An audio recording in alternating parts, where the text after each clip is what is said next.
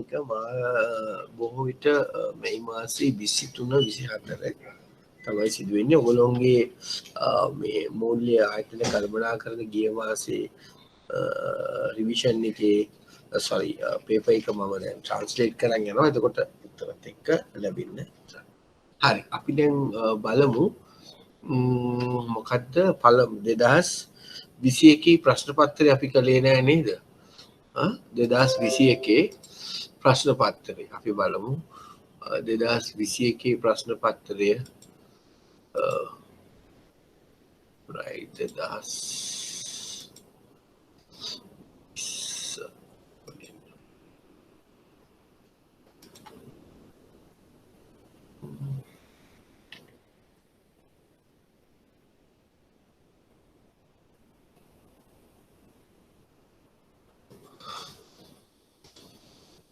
right 2021 ප්‍රශ්න පත්‍රය අපි සාකච්ඡා කළාද? 21 කළේ නැද්ද දරුවා? නෑ. right එහෙනම් අපි 2021 බලමු right okay දැන් බලන්න පළමු ප්‍රශ්නය එක් ප්‍රශ්නයකට යටින් දී ඇති පිළිතුර අනුව බැංකුවකට ද්‍රව්‍යශීලතාවය අවශ්‍ය වන්නේ ප්‍රධාන වශයෙන් කුමක් සඳහාද? දෛනික මෙහෙයුම් කටයුතු සඳහා අදාළ වන වියදම් පියවා ගැනීමට මොකක්ද හරි උත්තරේ එන්න ඕනේ right හරි උත්තරේ එන්න ඕනේ. එතකොට බැංකුවකට ද්‍රව්‍යශීලතාවය අවශ්‍ය වෙනවා. මතක තියාගන්න ගනුදෙනුකරුවෙක් බැංකුවක ප්‍රධාන වශයෙන් බලන කාරණයක් තමයි බැංකුවේ ද්‍රව්‍යශීලතාවය. ඇයි එහෙම මේ වැදගත් වන්නේ? මොකද ගනුදෙනුකරු තැන්පත් කරන ලද මුදල් නැවත ගැනීමේ හැකියාවක් ඇති වෙන්නේ බැංකුව ද්‍රව්‍යශීලතාවයකින් තිබුණොත් විතරයි. එහෙනම් ඒකත් එක හේතුවක්. ඒ ඉල්ලුම් කළ විට තැන්පත් මුදල් නිදහස් කිරීම මගින් මහජන විශ්වාසය ඇති කිරීම. ඒකත් එක කාරණයක්. තව කාරණයක් තමයි අර දෛනික මෙහෙයුම් කටයුතු සඳහා අදාළ වියදම් පියවා ගැනීමට එදිනෙදා කටයුතු වලට අවශ්‍ය නැත්නම් වත්කම් උපලබ්ධය කිරීම. බැංකුවට ණයක් දෙන්න ඕන නම් මතක තියාගන්න සල්ලි තියෙන්න ඕනේ. එතකොට එහෙම බලනකොට පළමු ප්‍රශ්නේ පළමු කොටසට සියලුම උත්තර ඉහත සඳහන් සියල්ලම ආන්සර් එක D.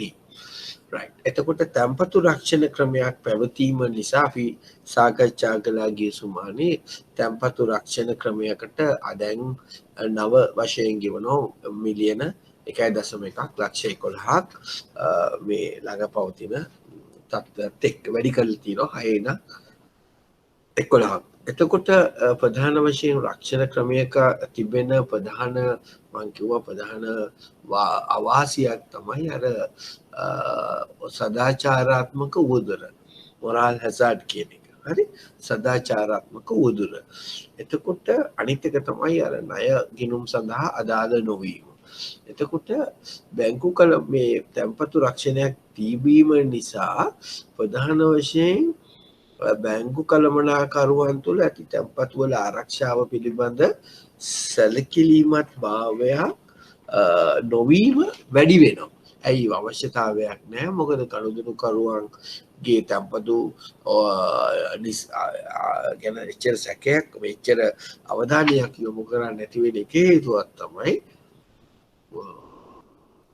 මේ ගනුදෙනුකරුවන්ට බැංකුවක් හරි මූල්‍ය ආයතනයක් කඩා වැටුණොත් ඒව නැත්තම් මොකක් හරි ප්‍රශ්නයක් වුණොත් අර තැන්පතු රක්ෂණ ක්‍රමයේ යටතේ මුදල් ගෙවීමට හැකි කියන පදනම මත කරනු ලබන අනවශ්‍ය ආයෝජන.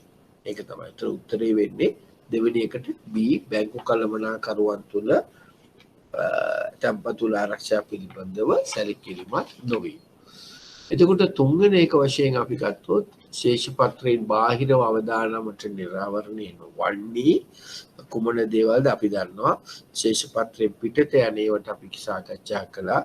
අපි කිව්වා ප්‍රධාන වශයෙන් letter of credits නැත්නම් ණයවර ලිපි ඕනෑම ආකාරයේ ණයවර ලිපියක් ඒ වගේම bonds ඒ කියන්නේ බැදුම් කර ඒ කියන්නේ performance බැදුම් කර ඒ කියන්නේ බැදුම් කර කියන්නේ මෙතන performance bond සහ bid bond සමහරට guarantees මේ ඔක්කොම අයිති වනවා ශේෂපත්‍රයෙන් පිටත ගන්න දෙනවා. එහෙම නැත්නම් අපි ඒවට කියනවා මේ වෙන විදියකට කිව්වොත් එහෙම අපිට කියන්න පුළුවන් මේවා indirect advances. ඒ කියන්නේ මුදල් එළියට යන්නේ නැහැ. ශේෂපත්‍රය සඳහන් වෙන්නේ අවශ්‍ය වුණොත් තමයි ගෙවන්නේ. ඒ හින්දා තමයි ශේෂපත්‍රේ ඒවා derivatives ඒ ඔක්කොම ඇවිල්ලා ශේෂපත්‍රේ පිටත ගනුදෙනු. එතකොට මේක ශේෂපත්‍රයේ තියෙන එක තමයි ආයෝජන කොටස්. එතකොට උත්තරේ එන්න ඕනේ 3C. හතර වශයෙන් ගත්තොත් බලපත්‍රලාභී බැංකුවකට හෝ බලපත්‍රලාභී මූල්‍යායතනයකට නිකුත් කර ඇති බලපත්‍රය අවලංගු වෙන කාරණා කීපයක් තියෙනවා නේද? එකක් තමයි ඒ බැංකුව තමුන් නිසි ලෙස ඒ බැංකුවේ බලපත්‍රය අනුව කටයුතු නොකිරීම. ඒ කියන්නේ නියාමක ප්‍රතිපාදන අනුව කටයුතු නොකිරීම. අනිත් එක තැන්පත්කරුවන්ට ණයකරුවන්ට අහිතකර අයුරින් බලපාන ආකාරයට ව්‍යාපාර කටයුතු පවත්වාගෙන යාම. ඒ වගේම තමුන්ට අර අවුරුද්දක් දෙනවානේ බලපත්‍රයක් දීලා අවුරුද්දක් දෙනවා ව්‍යාපාර කටයුතු පටන් ගන්න. ඒ කාලේ පටන් ගත්තේ නැත්නම් බලපත්‍රය අවශ්‍ය වෙනවා. 1 year period එකක් දෙන්න. ඒවනම් උත්තරේ වෙන්න ඕනේ ඉහත සියල්ල. අනිත් එක අපි කිව්වා සමාගමක් මුල්වත් භාවයට පත් වෙන්නේ අර වත්කම් මුදල් බවට පත් කිරීම පසු එහි ණයකරුවන්ට සම්පූර්ණයෙන්ම ගෙවීමට නොහැකි අවස්ථාව හෝ එහෙම නැත්නම් ප්‍රාග්ධනයේ ගුණ අවස්ථාවට පත්වීම බැංකුවේ තිබෙන වත්කම් ප්‍රමාණයට වඩා අපේ බැංකුකරුවන් විසින් ගෙවිය යුතු වැඩි නිසා එහෙම නැත්නම් ඒකත් අවස්ථාවේදී සමාගමක් මුල්වත් භාවයට පත් වෙනවා. එවනම් පස්වෙනි උත්තරේට පස්වෙනි ප්‍රශ්නට උත්තරේ 1. එතකොට අපි ඊට පස්සේ සාකච්ඡා කරන්නේ එහෙනම් අපි කියන මුදල් වංචාවක්. අපි මේක කළා. මුදල් වංචා කියන්නේ ප්‍රධාන වශයෙන් බල රහිත කටයුතු වලින් ඊටාම මූල්‍ය ගනුදෙනු වලින් ඕ බල රහිත කටයුතු වලින් එව නැත්නම් හිතාමතාම මූල්‍ය ගනුදෙනු වලින් පුද්ගලික ලැබීම් ලබා ගැනීමට කටයුතු කිරීම මූල්‍ය වංචාවක් ලෙස අපි සැලකනවා. බල රහිත කටයුතු වලින් හිතාමතාම මූල්‍ය ගනුදෙනු වලින් පුද්ගලික ලැබීම් ලබා ගැනීමට කටයුතු කිරීම නැත්නම් සොරකම් කිරීම. අපි ඒක තමයි සාමාන්‍ය මූල්‍ය වංචාවක් කියලා කිව්වේ. අපි ඊට අමතරව මූල්‍ය වංචාවක් වශයෙන් සැලකුවා නිර්මාණීය ගිණුම් කරන. right ගිණුම් නිවැරදි ගිණුම් ක්‍රම භාවිතා නොකර වැරදි සහ අඩුවෙන් ලාභ සුවලාභ පෙන්වීමත් මූල්‍ය වංචාවක් වශයෙන් සැලකනවා. ප්‍රධාන වශයෙන් වෙන්නේ බල රහිත කටයුතු වලින් හිතාමතාම මූල්‍ය ගනුදෙනු වලින් එහෙම නැත්නම් බල රහිත කටයුතු වලින් පුද්ගලික ලැබීම් ලබා ගැනීමට වාසි ලබා ගැනීමට නැත්නම් ලැබීම් ලබා ගැනීමට කටයුතු කිරීම මූල්‍ය වංචාවක් ලෙස අපි සැලකනවා. ඊට පස්සේ ප්‍රශ්නේ තියෙන්නේ මොකද්ද? ලංකාවේ ක්‍රියාත්මක වන බලපත්‍රලාභී විශේෂිත බැංකු දෙකක් නම් කරන්න. අපිට 6ක් තියෙනවා. මොනවද ඒ 6? ජාතික ඉදිරි කිරීමේ බැංකුව, ප්‍රාදේශීය සංවර්ධන බැංකුව, සනස සංවර්ධන බැංකුව, ශ්‍රී ලංකා ඉදිරි කිරීමේ බැංකුව, නිවාස සංදර්ශන සමූල්‍ය බැංකුව සහ රාජ්‍යෝගස ආයෝජන බැංකුව. මේ දෙකේ ඕන එකක් දැම්මත් ලකුණු හම්බෙනවා. ඊට පස්සේ මුදල් විශුද්ධීකරණය වැළැක්වීමට ගත හැකි ක්‍රියාකාරකම් දෙකක් සඳහන් කරන්න. ඒක එකක් තමයි අපි දන්නවා මේ මුදල් විශුද්ධීකරණය වැළැක්වීම සඳහා පැහැදිලි ආයතනය තුළ පැහැදිලි precise concise definite ප්‍රතිපත්ති කියලා අපි කියනවා. මුදල් විශුද්ධීකරණය වැළැක්වීම සඳහා පැහැදිලි ප්‍රතිපත්ති සැකසීම, ඒ වගේම මුදල් විශුද්ධීකරණය සම්බන්ධයෙන් වැළැක්වීමේ නිලධාරියෙකු පත් කිරීම, එහෙම නැත්නම් අනුකූලතා නිලධාරියෙකු පත් කිරීමේ එතකොට එවැනි තත්ත්වයක් යටතේදී සමාගමේ නීතිමය වගකීම පිළිබඳ අවබෝධයක් වක්කරට අපි දන්නවා අනුකූලතා නිලධාරියෙක් කුමක් වෙලාවට අපි පත් කරන්නේ නීතිය පිළිබඳ දන්න කෙනෙක්.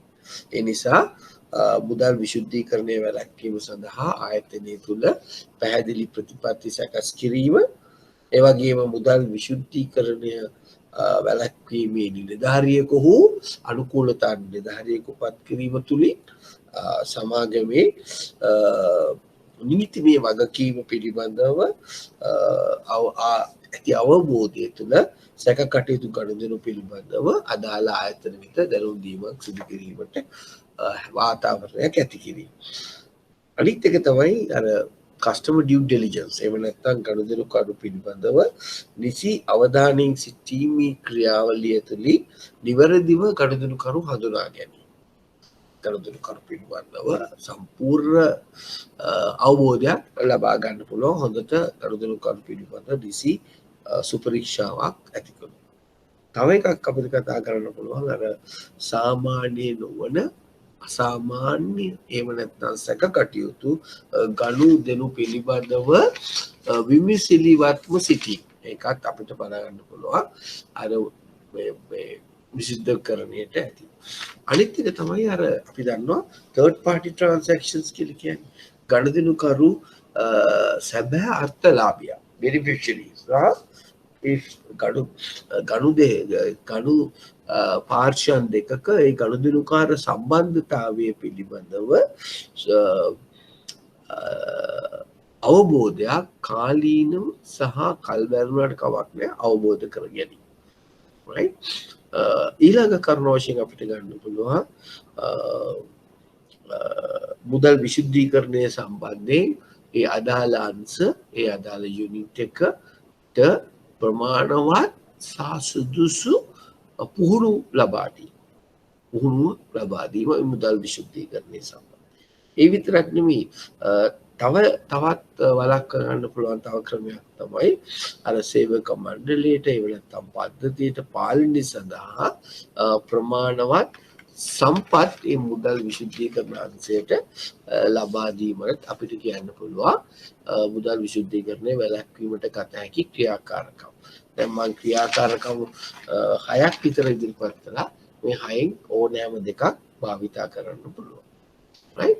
ඒතර අක්වෙරල් සමාගමක් කියලා අපි හඳුන්වන්නේ මොකක්ද කියලා කිව්වා යම් විදේශීය රටක සංස්ථාපනය හා ලියාපදිංචි කර ඇති සමාගම් අක්වෙරල් සමාගම් ලෙස අපිට හඳුන්වන්න පුළුවන්. විදේශීය රටක සංස්ථාපනය හා ලියාපදිංචි කර ඇති සමාගමකට අපි කියනවා අක්වෙරල් සමාගම. එතකොට මූල්‍ය ව්‍යාපාර පවත්වාගෙන යාම සඳහා නිකුත් කර තිබූ බලපත්‍රය ශ්‍රී ලංකා මහ බැංකුව විසින් 2020 දී තහනමට ලක් කරන ලද බලපත්‍ර මූල්‍ය සමාගම තමයි ප්‍රධාන වශයෙන් අපි සාකච්ඡා කරන The Finance සමාගම. හරි. ඒක තමයි 21 ප්‍රශ්නය. එහෙමනම් දැන් අපි යමු 2019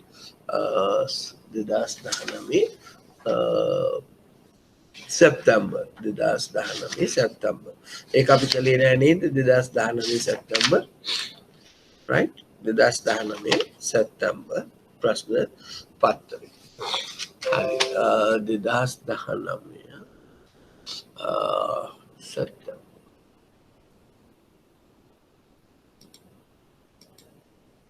මොකක්ද ඒකට ප්‍රශ්නය academy 2019 right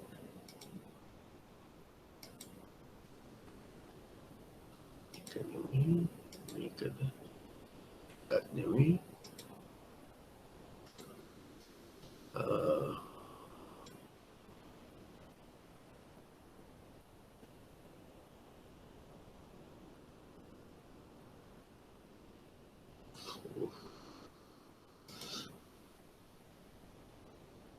දහනමේ ප්‍රශ්න පත්‍රයේ තියෙනවද ළඟ?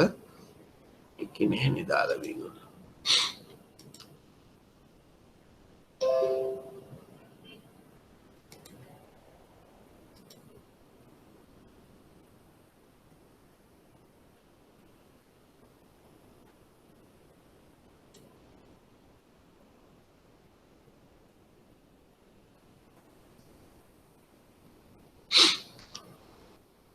2019 දාලා නැද්ද?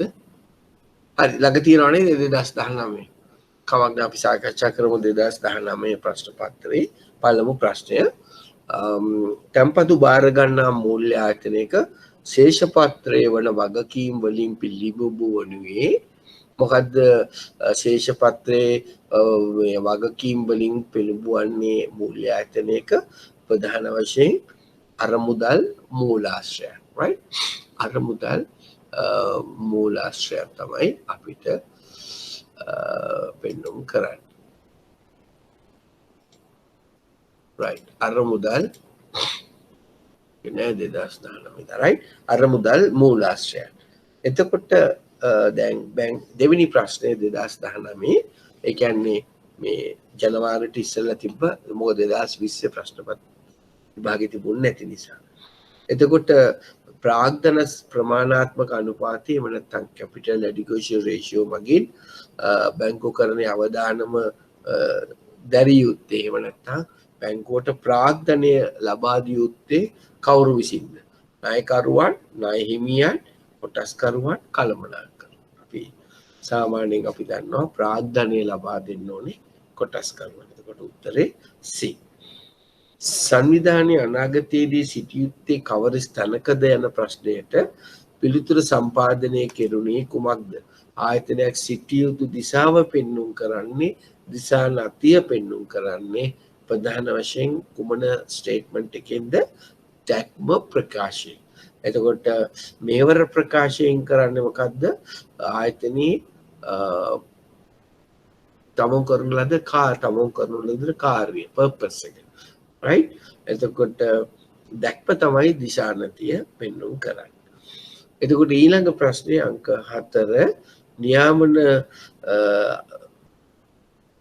ආයතනයක නියාමනය වන ආයතනයක අධ්‍යක්ෂක මණ්ඩල සමාජිකයෙකු ස්වාධීන කියලා අපි සැලකන්නේ කිසිම ආකාරයේ කිසිම සම්බන්ධතාවයක් තියෙන්න බෑ ස්වාධීන අධ්‍යක්ෂකවරයෙකුට. එවනම් නියාමනය වන ආයතනයේ ඉහළ විධායක වෙනවා නම් ප්‍රධාන විධායක නිලධාරියෙක්ගේ පවුලේ සමාජිකයෙක් වෙන්නත් බෑ, කොටස් හිමියෙක් වෙන්නත් බෑ. එවනම් උත්තරේ එන්න ඕනේ මොකද්ද? අංක 4 ප්‍රශ්නයට D උත්තරේ. පස්වෙනි ප්‍රශ්නය 2019 සැප්තැම්බර් සමාගම් පනතට අනුව සමාගමක් ඈවර කිරීමේ පත් කරන්නේ අපි දන්නවා ප්‍රධාන වශයෙන් මේ ප්‍රශ්නය කී වතාවක් ඇවද අධිකරණය විසින්, right? එතකොට අනිත් එක මොකද්ද? පහත සඳහන් කෙටි පිළිතුර ලියන්නයි කියලා තියෙන්නේ. මොකද්ද ප්‍රධාන වශයෙන් අපි හඳුන්වා දෙන දේවල්? ශුද්ධ පොලි අනුපාතය net interest margin වෙන අදහස් කරන්නේ කුමක්ද? දැන් අපි ශුද්ධ පොලි ආන්තිකය කියලා කියන්නේ බැංකුවක් විසින් ණය ලබා දීමෙන් උපයන පොලි අනුපාතය තැන්පතු කරුවන් වෙත ලබා දෙන පොලි ආයතන අනුපාතයේ වෙනසයි. සිම්පල්. ඒ කියන්නේ ප්‍රධාන වශයෙන් අපි කියන්නේ බැංකුවක් විසින් ණය ලබා දීමෙන් උපයන පොලි අනුපාතය සහ තැන්පත්කරුවන්ට ලබා දෙන පොලි අනුපාතය අතර වෙනසට අපි කියනවා ශුද්ධ පොලි අනුපාතය කියලා. එතකොට මතක තියාගන්න අපි කිව්වා මේ ශුද්ධ පොලි අනුපාතය කියලා කියන්නේ අපි සාකච්ඡා කළා මූල්‍ය අතරමැදිකරණී කාර්යක්ෂමතාවය මනිනු ලබන ඒකකයක් තමයි ශුද්ධ පොලි අනුපාතය. එලෙසම ප්‍රධාන වශයෙන් බැංකුවේ ලාභදායී තත්ත්වයට ප්‍රධාන වශයෙන් බලපානවා මේ net margin interest. එතකොට අපි මේ ප්‍රධාන වශයෙන් ශුද්ධ පොලි ආන්තිකය නැත්නම් net interest margin ඉතාමත්ම වැදගත් බැංකුවක කාර්යක්ෂමතාවය මයින් එක. ඉස්සෙල්ලාම කියන්න ඕනේ මොකද්ද මේ ශුද්ධ පොලි ආන්තිකය කියන්නේ? තැන්පතු මත පොලිය ණය ලබා දීමේදී ඇති අපි අය කරනු ලබන පොලිය සහ තැන්පතකරුවන් වෙත ලබා දෙන පොලිය අතර වෙනස. ඒක තමයි අපි ශුද්ධ පොලි ආන්තිකය විසින් කියන්නේ. එතකොට අපි කිව්වා තැන්පතු රක්ෂණ යෝජනා ක්‍රමේ ප්‍රධාන අරමුණ වශයෙන් අපිට කියන්න පුළුවන් අර බැංකුවක් බුම්වත් භාවයට පත් වුවොත් තැන්පත්කරුවන්ගේ තැන්පතු ඔවුන්ට අහිමි නොවන බවත් එලෙසම තැන්පතු රක්ෂණය ගනුදෙනුකරුවන්ගේ විශ්වාසය සහ බැංකු පද්ධතිය ආරක්ෂා කිරීමට කටයුතු කිරීම. එතකොට අපි සාකච්ඡා කළ අනුපාත විශ්ලේෂණයන්හි වෙනස්කම් අපි දීර්ඝ ලෙස කිව්වා. හිස්ටොරිකල් ඉන්ෆර්මේෂන්, ගුණාත්මක කරුණු මත රඳා පවතින්නේ, පරණ අතීත තොරතුරු මත පදනම් වේ ආදී කරුණු. එතකොට ශ්‍රී ලංකාව තුළ බලය නොලත් ආයතනයට තැන්පත් බාර ගැනීම සඳහා පවතින නීතිය වශයෙන් අපි ප්‍රධාන වශයෙන් කිව්වා අංක 11 ව්‍යාපාර මුදල් ව්‍යාපාර right අංක 42 2011 අංක 42 නැමැති මූල්‍ය ව්‍යාපාර පනත right මූල්‍ය ව්‍යාපාර පනත. එතකොට ශ්‍රී ලංකාව තුළ ව්‍යාපාරික මෙහෙයුම් සිදු කිරීම මෑතකදී නමතාලා ලද විදේශීය බැංකුව. දැන් මේ ප්‍රශ්නය අහනකොට 2019 සැප්තැම්බර් වෙනකොට මේ ප්‍රශ්නයේදී තිබ්බේ ICICI බැංකුව පමණයි. නමුත් දැන් මේ වෙනකොට අපි මේ ප්‍රශ්නේ නැවත ඇසුවොත් අපිට උත්තර දෙකක් දෙන්න වෙනවා. මොකද්ද ශ්‍රී ලංකාව තුළ ව්‍යාපාරික මෙහෙයුම් මෑතකදී නවතා ලබන ලද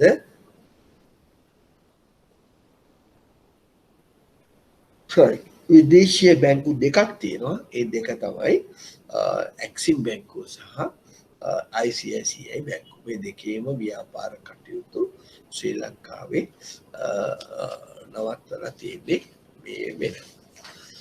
හරි. එතකොට අපි 2019 සැප්තැම්බර් කළා, 2021 ජනවාරි කළා. දැන් 2019 මාර්තු කළාද අපි? කවුරුත් හරි කියන්න පුළුවන් අපි 2019 මාර්තු ප්‍රශ්නය කළාද? අදිශිකා කළාද 2019 මාර්තු? අපි 2019 කළාද? නෑ කළාද නැද්ද? නෑ සර්. නෑනේ. එහෙනම් රයිට්. එහෙනම් 2019 මාර්තුත් අපි බලමු. 2019 මාර්තු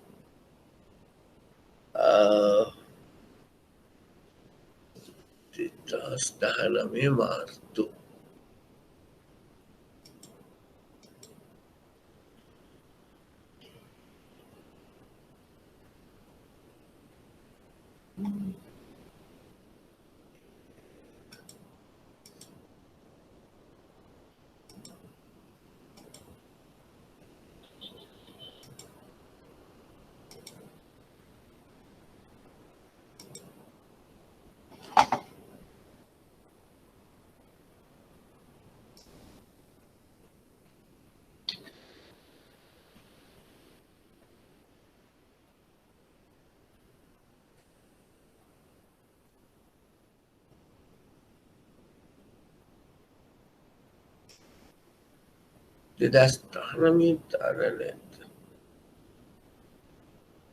හරි ළඟ තියෙනවනේ ප්‍රශ්න පත්‍රේ නේද? මේකේ නෑ මගේ කියලා. හරි 2019 අපි බලමු. එතකොට 2019 මාර්තු ප්‍රශ්න බලමු. මොකද පළමු ප්‍රශ්නේ තියෙන්නේ බැංකුවක ද්‍රව්‍යශීලීතාවයන් යුක්ත වන අවස්ථාවක් වන්නේ. right. ඉතින් බලන්න දැන් මේ 2019 මාර්තු වල ප්‍රශ්නය ගැන 2019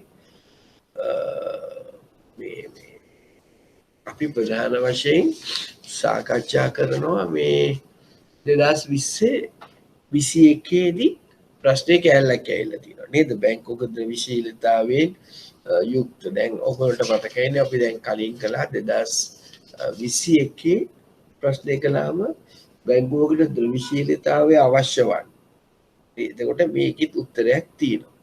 නේ? එතකොට මොකද්ද බැංකුවක් ද්‍රව්‍යශීලීතාවයෙන් යුක්ත වන අවස්ථාවක් වන්නේ? තැන්පතු ආපසු ගැනීම පිණිස කරනු ලබන ඉල්ලීම ගැටලුවකින් තොරව ඉටු කිරීමට හැකිවීම. නමුත් දැන් මේ අවුරුද්දේ 2021 ජනවාරි ප්‍රශ්නේ ඒක අහලා තියෙනවා.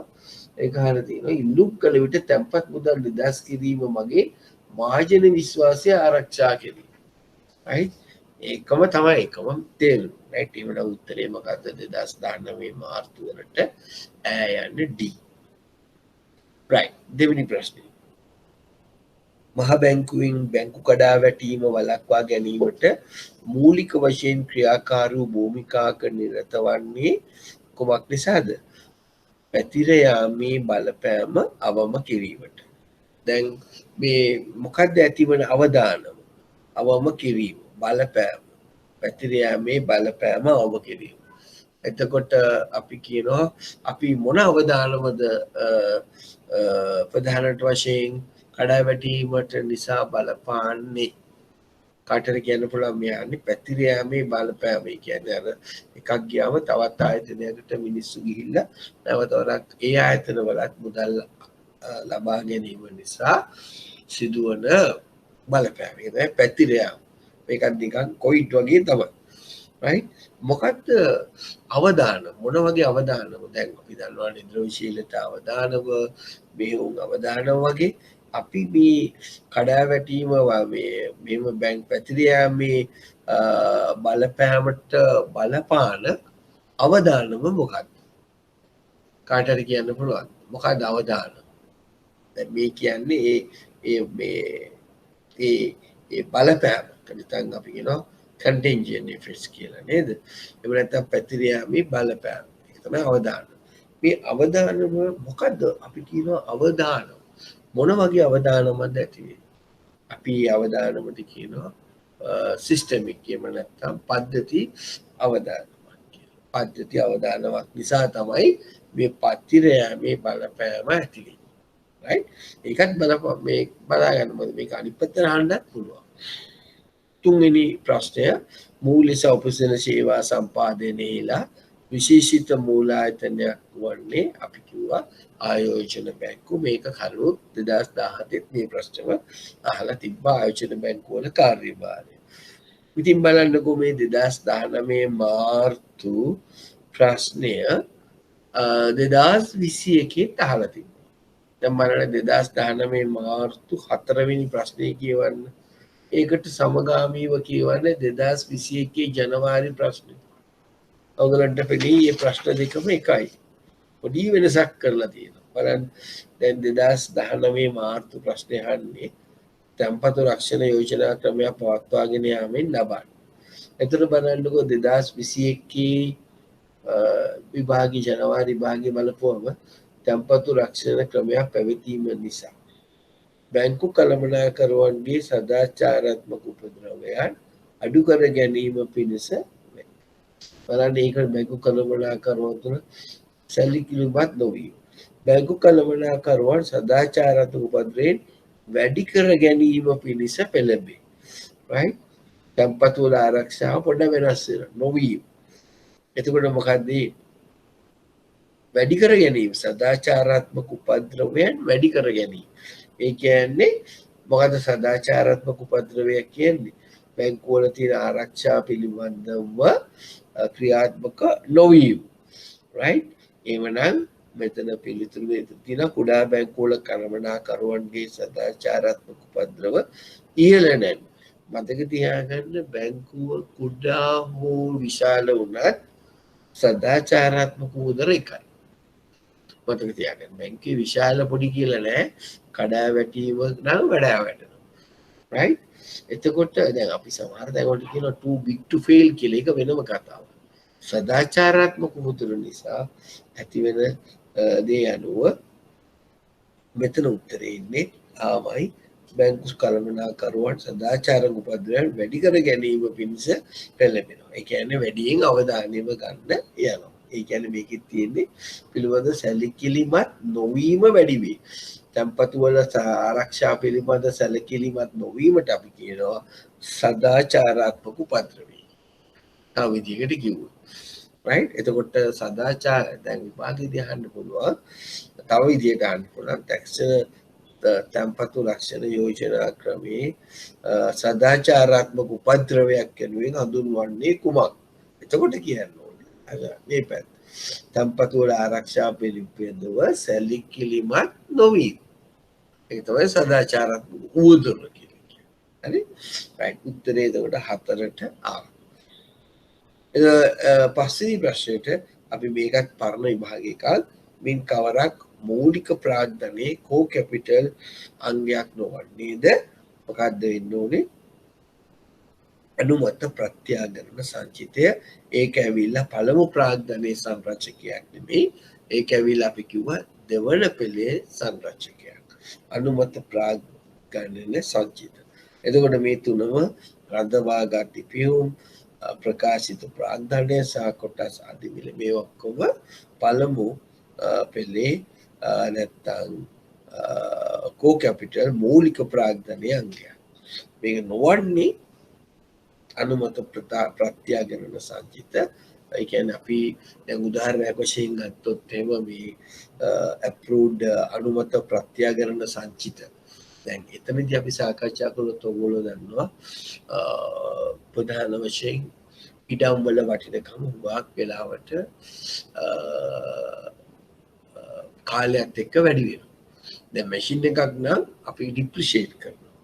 නේද? නමුත් අපි ඉඩමක් ගත්තොත් ඒව සමහර වෙලාවට ගෙවල් ඉඩම් අපි වැඩි කරනවා. ඔයගොල්ලෝ දන්නවා අපිට බැංකුවේ වත්කම් ප්‍රමාණය වැඩි කරගන්න පුළුවන්. ඒ තුනේ අවම ප්‍රාග්ධන අවශ්‍යතාවය වැඩි කරගන්න එක ක්‍රමයක් තමයි වත්කම් ප්‍රමාණය වැඩි කරගන්න. අපි දන්නවා දැන් ශ්‍රී ලංකා මහා බැංකුවෙන් උපදෙස් ලබා දීලා තියෙනවා වසර 3න් 3ට බැංකුව විසින් ලබා දී ඇති අය දෙනකොට දීපල අපි අපේට ගන්න. එතකොට මේ දීපල අප ප්‍රමාණය වටිනාකම ඇත්තම ණය දුන්නට වැඩි සමහර දවස්දී වැඩි වෙන්න පුළුවන් කාලයක් එක්ක. ඒ නිසා අපි කියනවා යම් කිසි ක්‍රමවත් පිළිවෙලකට අපිට පුළුවන් වැලියු කරන්න, රීවැලියු කරන්න පුළුවන් අපි ලබා දුන් ණය සඳහා අපි ලබාගෙන තිබෙන මෝගේජ් එක. එහෙම නැත්නම් අපි ලබා දීලා තියෙන මේ ප්‍රමාණය. ඒකට තමයි මේ ප්‍රත්‍යාගරණ සංචිත කියලා අපි වශයෙන් සාකච්ඡා කරන්නේ. එතකොට අභ්‍යන්තර සම්බන්ධිත ගනුදෙනු. මොකද්ද අභ්‍යන්තර සම්බන්ධිත ගනුදෙනුවක් කියලා කියන්නේ?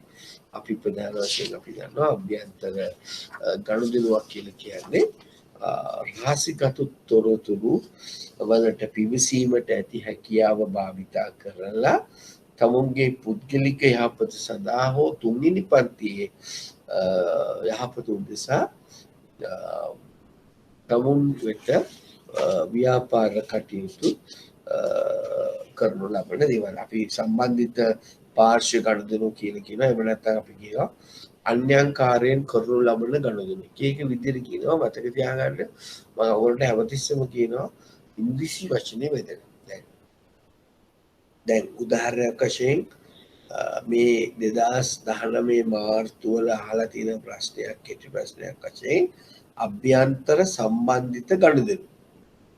එතකොට ඕගොල්ලෝ මේ අවුරුද්ද විභාගයේ ප්‍රශ්න පත්‍රය බැලුවා නම් එහෙම 2011 ඒකම අහලා තියෙන්නේ බලන්න අන්‍යාකාරයෙන් 8 වෙනි ප්‍රශ්නය අන්‍යාකාරයෙන් කරනු ලබන ගනුදෙනු. දැන් සාමාන්‍යයෙන් කෙනෙකුට දැන් අභ්‍යන්තර ගනුදෙනු කිව්වෝ අපි ඉගෙනගෙන තියෙනකොට මේ අන්‍යාකාරයෙන් කරනු ලබන ගනුදෙනු සිංහල එක වුණාට ඒක වෙනත් දෙයක් කියලා හිතන්න පුළුවන්. මොකද බලන්නකෝ 2019 මාර්තු මාසයේ අහනවා අභ්‍යන්තර සම්බන්ධිත ගනුදෙනු යනුවෙන් කුමක් අදහස් කරේ? දැන් 2021 ප්‍රශ්න පත්‍රය ගත්තම ඒ 2021 ජනවාරි ප්‍රශ්න පත්‍රයේ තියෙන්නේ කෙටි සටහන් ලියන්න. මේ කෙටි සටහන් ලියන එකක් තමයි මනාප සැලකීම, preferential treatment, කාල්පීරියව නොගැලපීම, maturity mismatch, 3 තැන්පතු ලක්ෂණ වස්තාල, 4 වශයෙන් දීලා තියෙන්නේ අන්‍යාකාරයෙන් කරනු ලබන ගනුදෙනු. දැන් බලන්න මේක ඉංග්‍රීසි වචනේ දීලා තිබුණේ නැත්තම් සමහර වෙලාවට අපිට මිස්ලෙඩ් වෙන්න පුළුවන්. මොකද අපි කලින් පුරුදු වෙලා තියෙන්නේ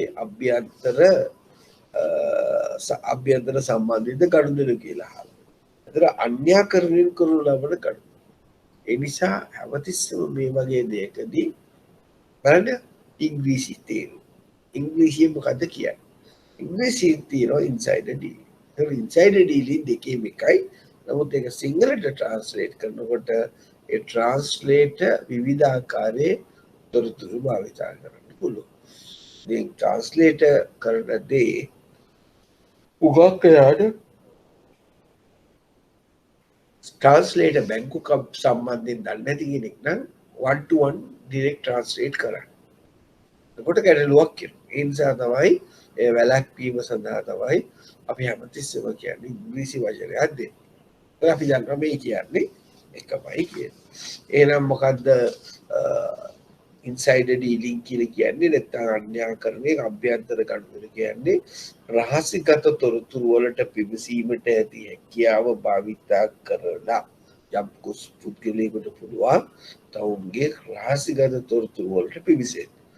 එම තොරතුරු පිවිසෙලා යම් කිසි ආයතනයක පුද්ගලික හෝ තුන්වන පාර්ශ්වයන්ගේ යහපතට ඍජුවම එහෙම නැත්නම් වක්‍රවම වාසි ලබා ගැනීම සඳහා එම තොරතුරු භාවිතා කිරීම.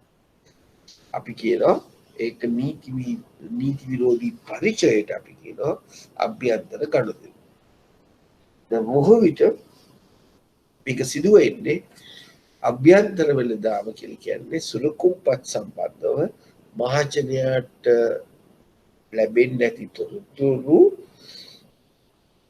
වෙන කෙනෙක් විසින් තව කෙනෙකුට ලබා දීලා කරනු ලබන අනවශ්‍ය ගනුදෙනු. ඒක මතක තියාගන්න නීති විරෝධී.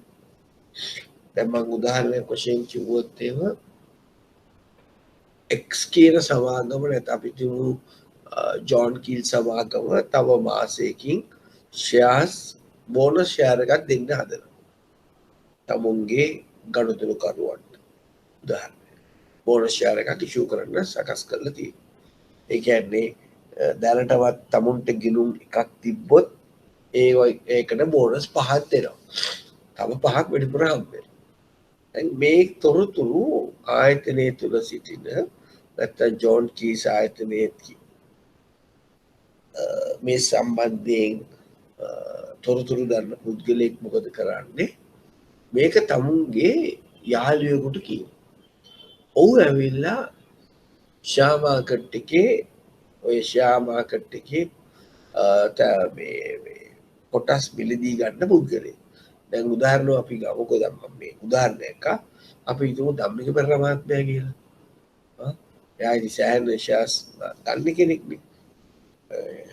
ඒ වගේ අවස්ථාවකදී දැන් අපි කිව්වොත් එහෙම යම් කිසි පුද්ගලයෙක්ට දැන් ධම්මික පෙරේරා මහත්මයාට නිය තොරතුරක් එනවා. කොහෙද එනවා? ජෝන් කීල් සමාගමෙන් යම් කිසි පුද්ගලයෙකු ඕ කියනවා මෙහෙම කොටස් දෙන්න යනවා. එතකොට මොකද අර ධම්මික පෙරේරා කියන පුද්ගලයා කරන්නේ? වෙළඳපොළට ගිහිල්ලා තව පුළුවන් තරම් ෂෙයාර්ස් අරගන්න බලනවා අපි ඒ සමාගමේ. ඉස්සර තිබුණේ 10යි. දැන් මෙහා ගන්නවා 100ක්. අයි 100ක් ගන්න. ඔහු දන්නවා මේ 100ට 5ක් ගන්න ගත්තොත් තව 500ක් නොමිලේ හම්බෙයි. දැන් මේ තොරතුරු සියලුම දෙනාට වෙළඳපොලේ ඉන්න ෂෙයා මාකට් එකත් එක්ක ගනුදෙනු කරන සියලු දෙනාටම හම්බ වෙනවා ප්‍රශ්නයක් නැහැ. හැබැයි මේ තොරතුරු හම්බෙන්නේ කාටද? පුද්ගලයෙකුට පමණයි. ඔහු මේ අවස්ථාවෙන් ප්‍රයෝජනෙට ගන්න අර මිලදී ගන්න. අන්න ඒක ඒින්ද තමයි ඒක නීති විරෝධී වෙන්නේ. රයිට්? එතකොට ඒකට අපි කියනවා ඉන්සයිඩර් ඩීලින්. රයිට්? දැන් ගොඩක් අය ඉන්සයිඩර් ඩීලින් කිව්වම මතක තියාගන්න ඔය ලාභ පගා ගැනීම එක්තරා විදිහක පගා ගැනීමකුත් තමයි. නමුත් ප්‍රධාන වශයෙන් අභ්‍යන්තර ගනුදෙනුවක් කියලා කියන්නේ සුළුකුම්පත් වෙළඳ සම්බන්ධ මහජනයාට නොමැති තොරතුරු වල පිවිසීමට ඇති අයෙකු විසින් සුළුකුම්පත් මිලදී ගැනීම හෝ විකිණීම අර වාස්තවික තොරතුරු මහජනයාට නොලැබීම නිසා ඇතිවෙන්නේ තත්ත්වය. right? ඒකට අපි කියනවා අභ්‍යන්තර. right.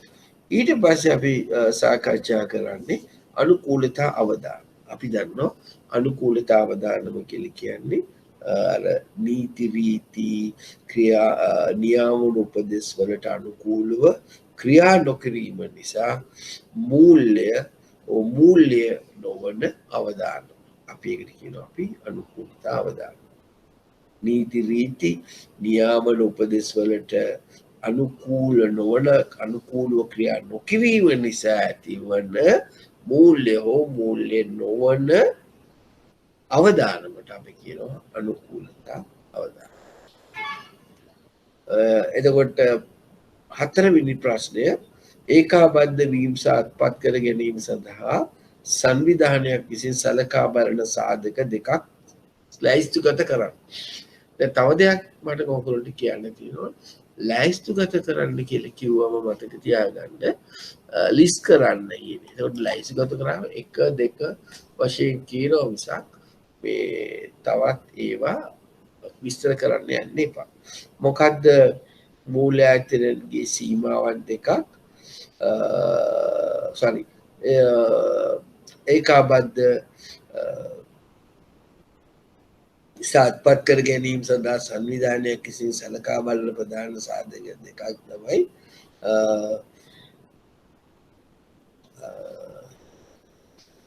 සාධක දෙකක් තමයි තවුන්ගේ වෙළඳපොළ කොටස වැඩි කර ගැනීම.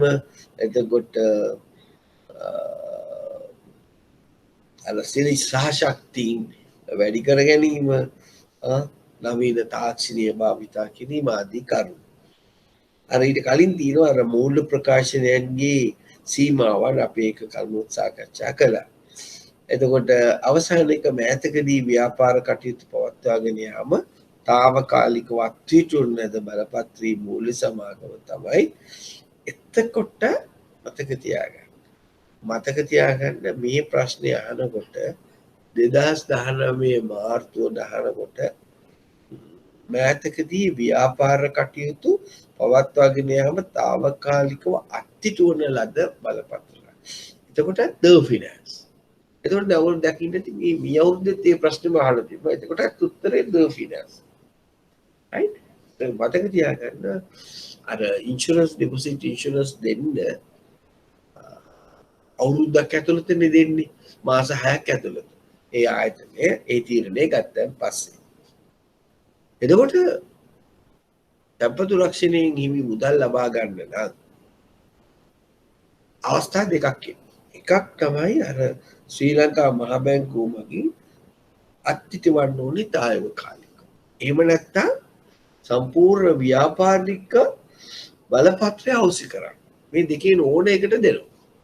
මතක තියාගන්න. උගක් අය ඒක දන්නේ නැහැ. දැන් බලන්න 2019 මාර්තු වලයි 2021 එකම ප්‍රශ්නය අහලා තියෙනවා. හැබැයි අහලා එකම උත්තරේ වුණාට අහලා තියෙන විදි දෙකක්. එකක් තමයි ව්‍යාපාර කටයුතු පවත්වාගෙන යාම සඳහා తాවකාලිකව අත්විඳින්න.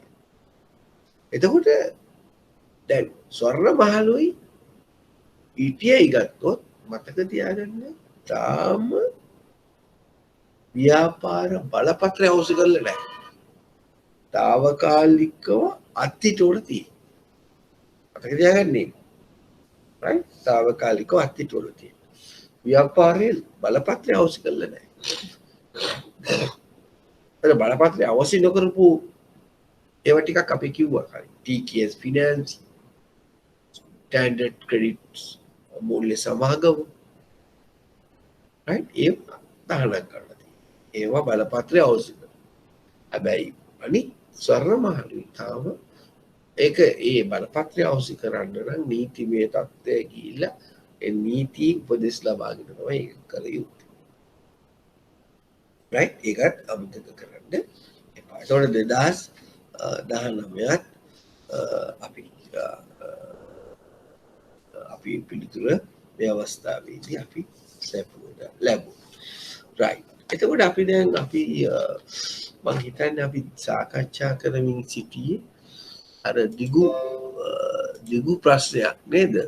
අපි සාකච්ඡා කරමින් හිටියා අපි අර ප්‍රධාන වශයෙන් මෙන්න මේ ටික තමයි අපි සාකච්ඡා කරමින් සිටියේ. දැන් මේව සාකච්ඡා කරමින් ඉන්නකොට අපි ප්‍රධාන වශයෙන් මෙහිදී සාකච්ඡා කළා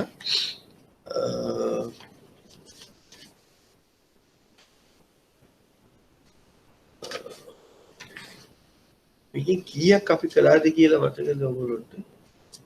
මොනවද කරන්න තියෙන්නේ? මොකද්ද කරන්න තියෙන්නේ? right දැන් ඔන්න මම තවත් ප්‍රශ්නයක් සාකච්ඡා කරන්න. තව එකක් අපි සංස්ථාපනය සහ බලපත්‍රීකරණය කියන එක සාකච්ඡා කළා. සදුවත විශ්ලේෂණය සහ පාරිසරික විශ්ලේෂණය සාකච්ඡා කළා. මට මතක විදියට එතකොට අපි තව එකක් බලමු දැන් අනුකූලතා ශ්‍රිතයන් සහ අභ්‍යන්තර විගණක ශ්‍රිතයන්. අනුකූලතා සහ අභ්‍යන්තර විගණක ශ්‍රිතයන්. දැන් ඒක මේ පාර විභාගයට ප්‍රශ්නයක් වශයෙන් ආවා. දැන් උදාහරණයක් වශයෙන් ගත්තොත් එහෙම මේ අවුරුද්දේ ආපු ප්‍රශ්නයක් තමයි ප්‍රශ්න අංක 5 2021 ඇහුව ප්‍රශ්නයක් 2021 අහලා තියෙනවා මතක තියාගන්න.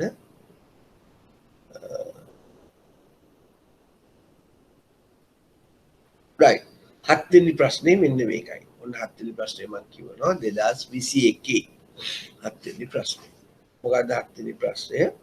ආයතනයකට අදාළ නීති රෙගුලාසි සහ අභ්‍යන්තර නීති වලට අනුගත වීම සහතික කිරීම සඳහා අදාළ කළමනාකරන අභ්‍යන්තර පාලනයේ ඵලදායී නිරීක්ෂණය කිරීමට සහ ඇගීම් කුසලතා ක්‍රියාවලිය මගින් කළ යුතුය. ඒ කියන්නේ කම්ප්ලයන්ස් ෆන්ක්ෂන් එකේ දේ තමයි ඒ. පළමු ප්‍රශ්නේ. හතේ පළමු ප්‍රශ්නේ මෙයව. අනුකූලතාව ක්‍රියාව ආයතනික සංස්කෘතියේ කොටසක් විය යුතුය. ඔබ එකග වන්නේද ඔබගේ පිළිතුර සඳහා අපි බලමු හත්වෙනි ප්‍රශ්නය සාකච්ඡා කරමුකෝ. right දැන් ආයතනයකට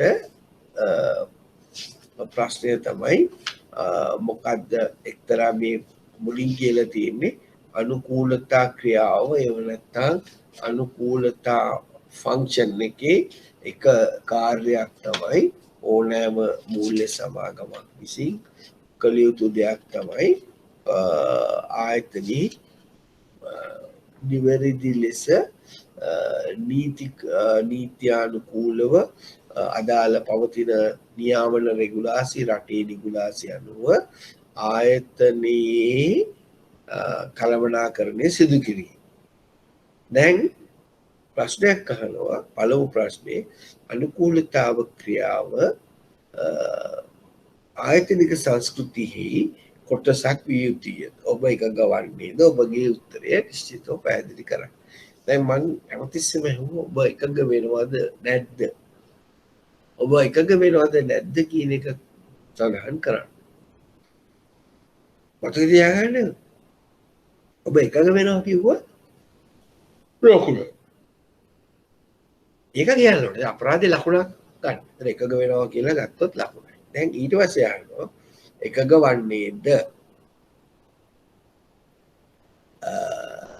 ඔබගේ පිළිතුරු නිශ්චිතව පැහැදිලි කරන්න. එකග වන්නේ හරි නැත්තම් ඔබ ඒකට හේතු දක්වන්න. දැන් අපි ප්‍රධාන වශයෙන් ආයතනික අනුකූලතාවය ආයතනික අභ්‍යන්තර සංස්කෘතිය කොටසක් වෙන්න ඕනේ. ඒක අපි දන්නවා. මේ විතරක් නෙවෙයි. හැබැයි ගාපත්. එතකොට එහි පිළිතුර ඔබගේ පිළිතුර ඒ ඇයි ඒක ආයතනික සංස්කෘතියේ කොටසක් විය යුත්තේ ඒක ජස්ටිෆයි කරන්න. දැන් අපි දන්නවා අපි දන්නවා අනුකූලතාවය කියලා කියන්නේ ව්‍යාපාර මොඩලේ ව්‍යාපාර ආකෘතියේ ප්‍රධාන වැදගත්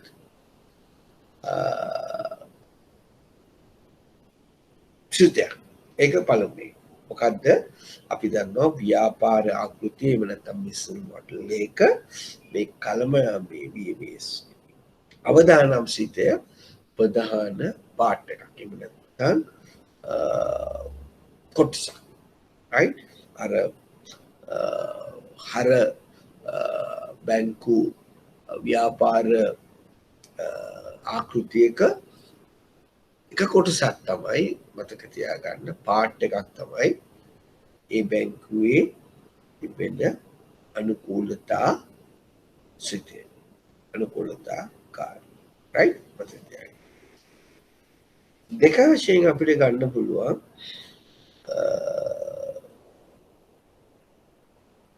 ආයතනය තුළ අර විධිමත් ලෙස ක්‍රියාත්මක වන ඵලදායි අනුකූලතා සිතයක් තිබීම නිසා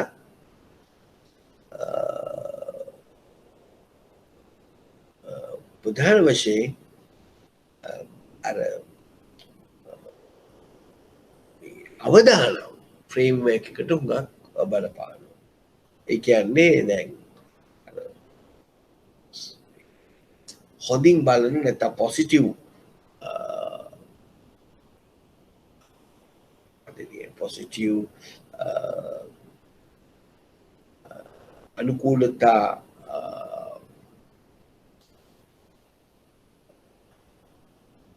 සංස්කෘතියක් ආයතනික සංස්කෘතියක් තිබීම උදව් වෙනවා ඒ ආයතනය තුළ අවදානම් කළමනාකරණයට රාබෝටත් බලපාන right ඒකත් මතක තියාගන්න.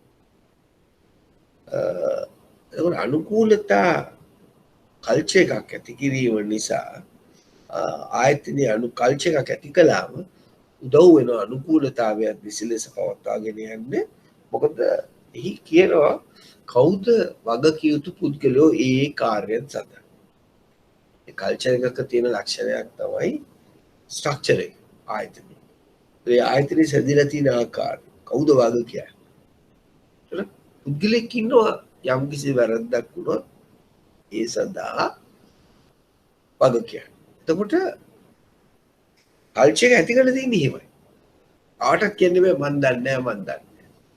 එතකොට අවදානම් කළමනාකරණය සත්‍යං අපි කිව්වොත් මේ අනුකූලතා ආයතනය තුළ අනුකූලතාවයේ නිසියාකාරයෙන් සිදු වෙනවද කියන එක සඳහා වග කියන්නේ ප්‍රධාන අනුකූලතා නිලධාරී. ඒ ආයතනය තුළ ඇති කරලා තියෙනවා ඒ වගේ සංස්කෘතිය. right? අනිත් එක මතක තියාගන්න තව දෙයක් තමයි ආයතනය තුළ අවදානම් අනුකූලතාවේ කළමනාකරණය සඳහා ක්‍රමවේද නැත්තම් මතක තියාගන්න ආයතනය තුළ කිසිම ප්‍රතිපත්තියක්වත් අභ්‍යන්තර පාලනයක්වත් නිසලෙස සිදු වෙන්නේ නැහැ.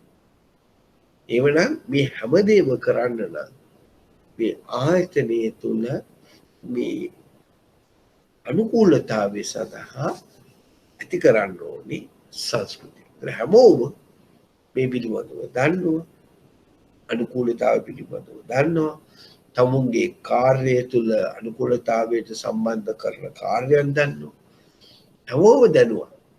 එහෙම නැත්නම් ඒ දැනුවත් භාවය ඇති කරන්නේ ඒ ආයතනය තුළ ඇති කරනු ලබන ආයතනික සංස්කෘතිය තුළ. එහෙමනම් ආයතනික සංස්කෘතිය වැදගත් වෙනවා ආයතනය තුළ මනා හික්මුණු ගතික අනුකූලතා සිතයක් ගොඩනගන්න.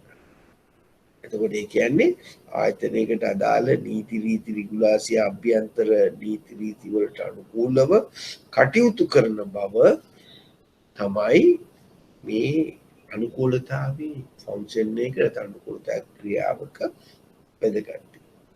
ඒක වැදගත් ලෙස ක්‍රියා කරන්න පුළුවන් ආයතනයේ සිටින සියලුම සේවකයන් නැත්නම් ආයතනය තුළ ඒ සම්බන්ධයෙන් ආයතනික සංස්කෘතියක් ඇති කිරීම. right? එතකොට කල්චර් එක ඇති කළාන් පස්සේ මේ තමුන්ගේ මේ කම්ප්ලයන්ස් ෆන්ක්ෂන් එකත් ඉතාමත් පහසුවෙන් සිදු කිරීමට තිබෙන හැකියාව. දෙවැනි කරුණ වශයෙන් අපිට කියන්නේ අනුකූල නොවීම නිසා ආයතනයක් තුළ ඇතිවෙන්න පුළුවන් ගැටලු මොනවද? නැත්තම් ප්‍රශ්න මොකක්ද? ඒක අපි තුමු ආයතනයක් තුළ නිසි ආකාරයෙන් අනුකූලතා ශ්‍රිතය ක්‍රියාත්මක වෙන්නේ නැහැ. කම්ප්ලයන්ස් සිදු වෙන්නේ නැහැ. ඒක ඇති වෙන්න පුළුවන් බලපෑම් මොනවද? right? එක බලපෑමක් වශයෙන් අපිට සාකච්ඡා කරන්න පුළුවන් මේ නිසා සමහරලාට නීතිමය දඩ මුදල් ලැබෙන්න පුළුවන්. right? සමහරට නීතිමය සමහරට මතක තියාගන්න ආයතනය තුළ කම්ප්ලයන්ස් රිස්ක් එක නැත්තම් අනුකූලතා ශ්‍රිතය නිවැරදි ලෙස සිදු වෙන්නේ නැහැ කියලා ශ්‍රී ලංකාවේ සෙන්ට්‍රල් බැංක් එකට සම්බන්ධිත මොනිටරි බෝඩ් එකට නැත්නම් මුදල් මණ්ඩලයට සිටුවත් දඩුවම් දෙන්න විතරක් නෙමෙයි කැන්සල් කරන්න පුළුවන් බලපත්‍රය. ඒකත් මතක තියාගන්න. right? ඒ වගේම උගක් කියලාට සමහරලාට මූල්‍යමය වශයෙන් අලාභ ඇති වෙන්න පුළුවන්. right? ඒ වගේම නීතිමය වශයෙන් දඩුවම් ලබන්න පුළුවන්. තමුන්ගේ කීර්ති නාමය, තම ආයතනයේ කීර්ති නාමය විනාශ වෙන්න පුළුවන්. සමහරවිට අධ්‍යක්ෂක මණ්ඩලයේ ඉහළ කළමනාකාරීත්වයක් සම්පූර්ණයෙන් ඉවත් කරන්න පුළුවන් shareholders. මොකද අනුකූලතාවයේ සිටේ පවත්වාගෙන යාම අනුකූලතා අධ්‍යක්ෂක එහෙම නැත්නම් අධ්‍යක්ෂක මණ්ඩලයේ අනුකූලතා නිලධාරී ඉහළ කළමනාකාරීත්වය වගකීම. right? ඒ වගේ අවස්ථාවකද අනුකූල ශාසිතයක් නියම ලෙස පවත්වාගෙන යාම නොමැති වීම නිසා එවැනි මතක තියාගන්න තත්ත්වයන් වලටත් මුහුණ දෙන්න හැකියාවක් තියෙනවා. ඊළඟ ප්‍රශ්නේ අනුකූලතා නිලධාරීන් විසින් මුහුණ දෙන අභියෝග මොනවාදයි කෙටියෙන් සාකච්ඡා කරන්න. දැන් අපි කිව්වා අනුකූලතා නිලධාරීන් පත් කරන්නේ මොන පනතින්ද? අංක 6 2006 තොරතුරු වාර්තා කරන පනතෙන් තමයි සෑම ආයතනයකම අනුකූලතා නිලධාරියෙකු පත් කළ යුතුයි කියලා අපි කියන්නේ. දැන් ඕගොල්ලෝ දැකලා ඇති බැංකුවල විතරක් නෙමෙයි ඕගොල්ලෝ සමහරට පෞගිය දවස්වල පුවත්පත්යන් තිබුණා. අර නිවැරදි ආකාරයෙන් ලෙස අනුකූලතාවය සිදු වෙනවාදයි අනිත් ආයතනත් අනුකූලතා නිලධාරියෙකු පත් කරන්න ඕනේ. ඒ විතරක් නෙවෙයි ස්වර්ණ ආභරණ යම් සේවාවන් සපයන ආයතනත් මේ අනුකූලතාට අනුකූලව කටයුතු කරන්න ඕනේ ආයතන. right. එතකොට බැංකුවට විශේෂ රෙස්පොන්ස් එකක් තියෙනවා. මොකද ප්‍රධාන වශයෙන් මේ පාලනය කරන්නේ මේ අනුකූලතාවය පාලනය කරන්නේ මේ අනුකූලතාවයේ නිලධාරී නිසා. එතකොට මොකද්ද අපිට හම්බෙන අභියෝග මොකද්ද? right. එක දෙයක් තමයි ප්‍රධාන අභියෝගයක් තමයි අපි කිව්වා ඔයාලට මතක ඇති අධ්‍යක්ෂක මණ්ඩලය සහ ඉහළ කළමනාකාරීත්වය මේ අනුකූලතා නිලධාරීට අවශ්‍ය සහයෝගය සහ ලබා දෙන්න ඕනේ කියලා. නමුත් සමහරවන් වෙලාවට ඒ වගේ සහයෝගයක් කමිට්මන්ට් එකක් ඉහළ කළමනාකාරීත්වයෙන් අධ්‍යක්ෂක මණ්ඩලයේ නොලැබෙන්න පුළුවන්. ඒක ලබා ගැනීම චැලෙන්ජ් එක. right? එක දෙවෙනි කරුණ තමයි අපි දන්නවා අවශ්‍ය තොරතුරු ස්වාධීනත්වය ආරක්ෂා කරන්න. අයිහිද තමයි අපි කිව්වා අනුකූලතා නිලධාරී ඍජුවම වාර්තා කරන්නේ අර රිස්ක් ඉන්ටිග්‍රේටඩ් කොමිටිය. නැත්නම් අවදානම් කළමනාකරන අධ්‍යක්ෂක මණ්ඩල අනු කොමිටියට වාර්තා කරනවා. අර ස්වාධීනත්වය ආරක්ෂා කර ගැනීම සඳහා. නැත්නම් එහෙම නැත්නම් මොකද වෙන්නේ? ඔවුන්ට බලපාන්න බලපෑමක් නොවනකුත් කරුණුවට තවත් අභියෝගයක් තමයි මේ කම්ප්ලයන්ස් ඔෆිසර් මුණ දෙන. ඔගොල්ලෝ දන්නවා එකක් තමයි අර ඉහළ කළමනාකාරීත්වයෙන් සාධ්‍යශ්‍රම ගණනයෙන් ඔහුට ලැබෙන දායකත්වය සහයෝගය අඩුවීම. ඊළඟ තව කරුණක් වශයෙන් ගන්න අවශ්‍ය තොරතුරු ලබා නොදී. අවශ්‍ය තොරතුරු ලබා නොදී. right අනික් කාරණය තමයි අර පවතින නීති රීති වෙනස් වුණාම එහෙම නැත්නම් නව නීතියක් ආවොත් ඒ කම්ප්ලයන්ස් ඔෆිසර්ගේ වගකීමක් තමයි අර මේ ඉහළ කළමනාකාරීත්වයේ දැනුම් දෙන්න. ඉතින් මේ සියලු දේවල් ඉහළ කළමනාකාරීත්වයට දැනුම් දීමේදී මූල පානවන ගැටලුත් අපිට සාකච්ඡා කරන්න පුළුවන්. right මතක තියාගන්න. ඒ විතරක් නෙවෙයි නවීන වෙනස් වීම නවීන නියාමක උපදෙස් රටේ පවතින නීති රීති වෙනස් වුණත් ඔහු දැනගන්න ඕනේ විශේෂයෙන් කම්ප්ලයන්ස් ඔෆිසර්. ඒ අනුව කටයුතු කරන්න. ඔවුන්ට නිරන්තරයෙන්ම තවුන්ගේ දැනීම වැඩි කර ගැනීම පිණිස වෙළඳ පොලේ සිදුවන දේවල් පිළිබඳව හොඳ විචක්ෂණශීලීව එහෙම නැත්නම් හොඳ අවබෝධයකින් යුතුව සිටිය යුතුයි. අන්න ඒකත් අභියෝගයක්. ඔව් මුහුණ දෙන්න. right ඒ වගේම තමයි අර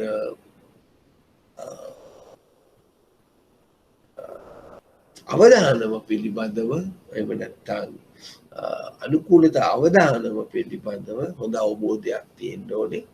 ඒ වගේම නිරතුරුවම මොන වගේ අභියෝග වලට මූණ පෑමට සිදු වේදයි සලකා බැලිය යුතුයි. සලකා බලා කටයුතු කළ යුතුයි.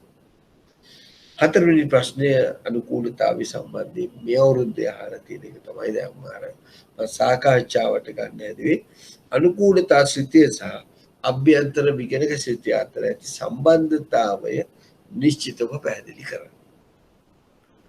right දැන් ඔන්න මම ඒ දිගේ අපි පොඩි ඒක සමහරවිට මේ වගේ ප්‍රශ්නයක් අහන්න පුළුවන් කෙටි සටහන් ලියන්න නැත්නම් සංසන්දනය කරන්න.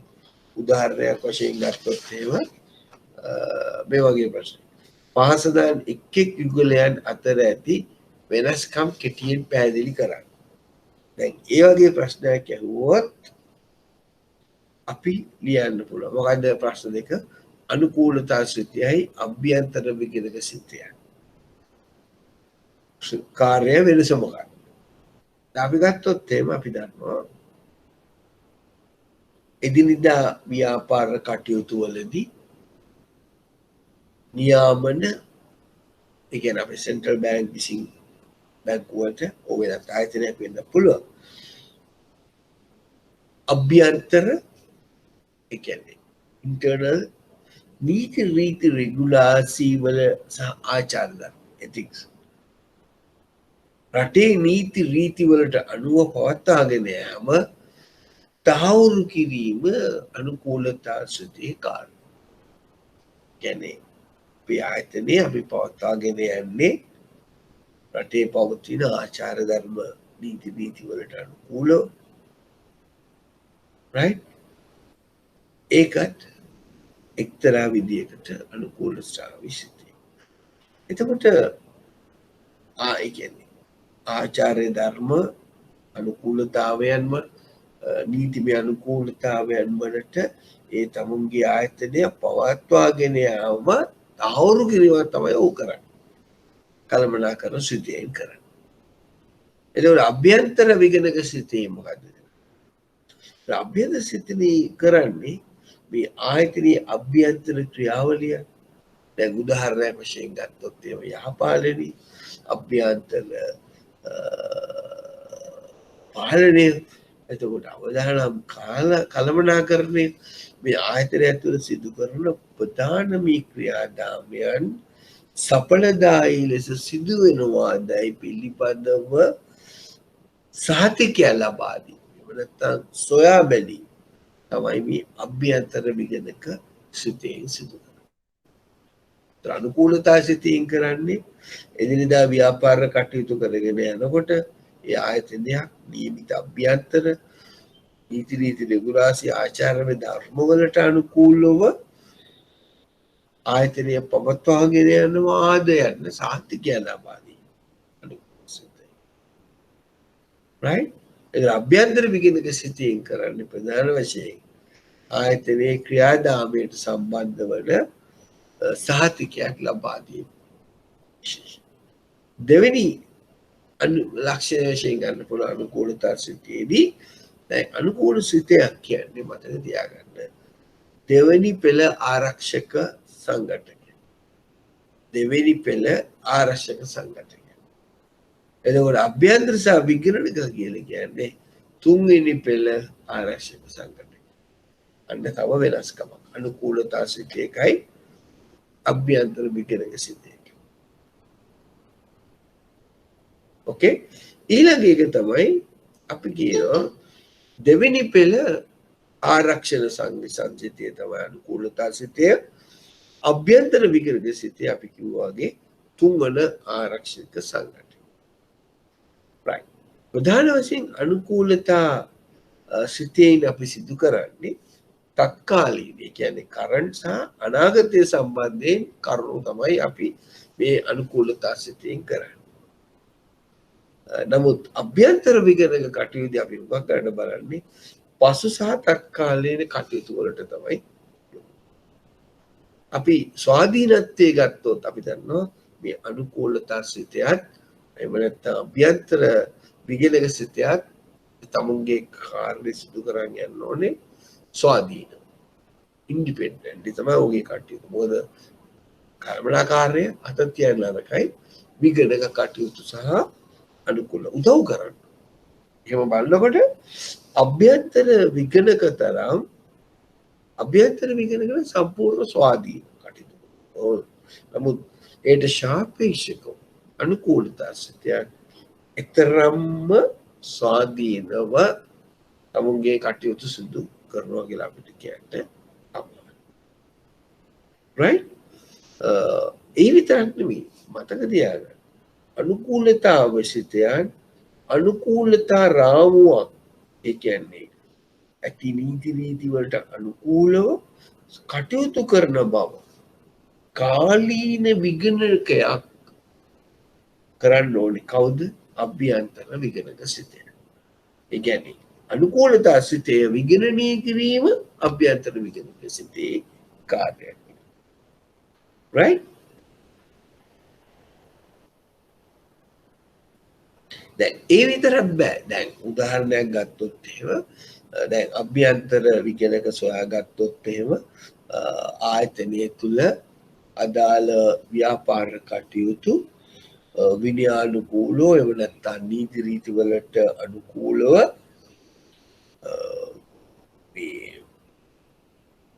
ක්‍රියා කරන්නේ නැහැ කියලා ඒ පිළිබඳව වාර්තා කිරීමත් මේ අභ්‍යන්තර විගණක සිතේ තවත් ශෙන් අපිට සලකන්න.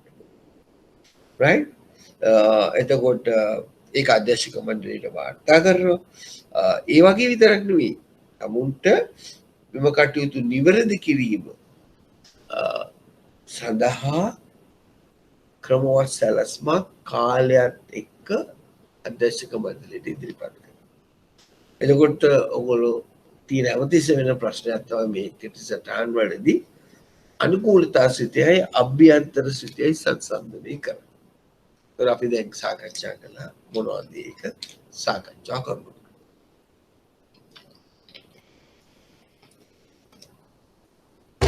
ප්‍රධාන අනුකූලතා සිතේ කරන්නේ එදිනෙදා ව්‍යාපාර කටයුතු අවශ්‍ය පවතින ආයතනයේ අභ්‍යන්තර නීති රීති වලට අනුකූලව රටේ පවතින නීති රීති වලට නියාමකගේ නීති රීති උපදෙස් වලට අනුකූලව පවත්වාගෙන යාම පිළිබඳව කරනු ලබන තහවුරු.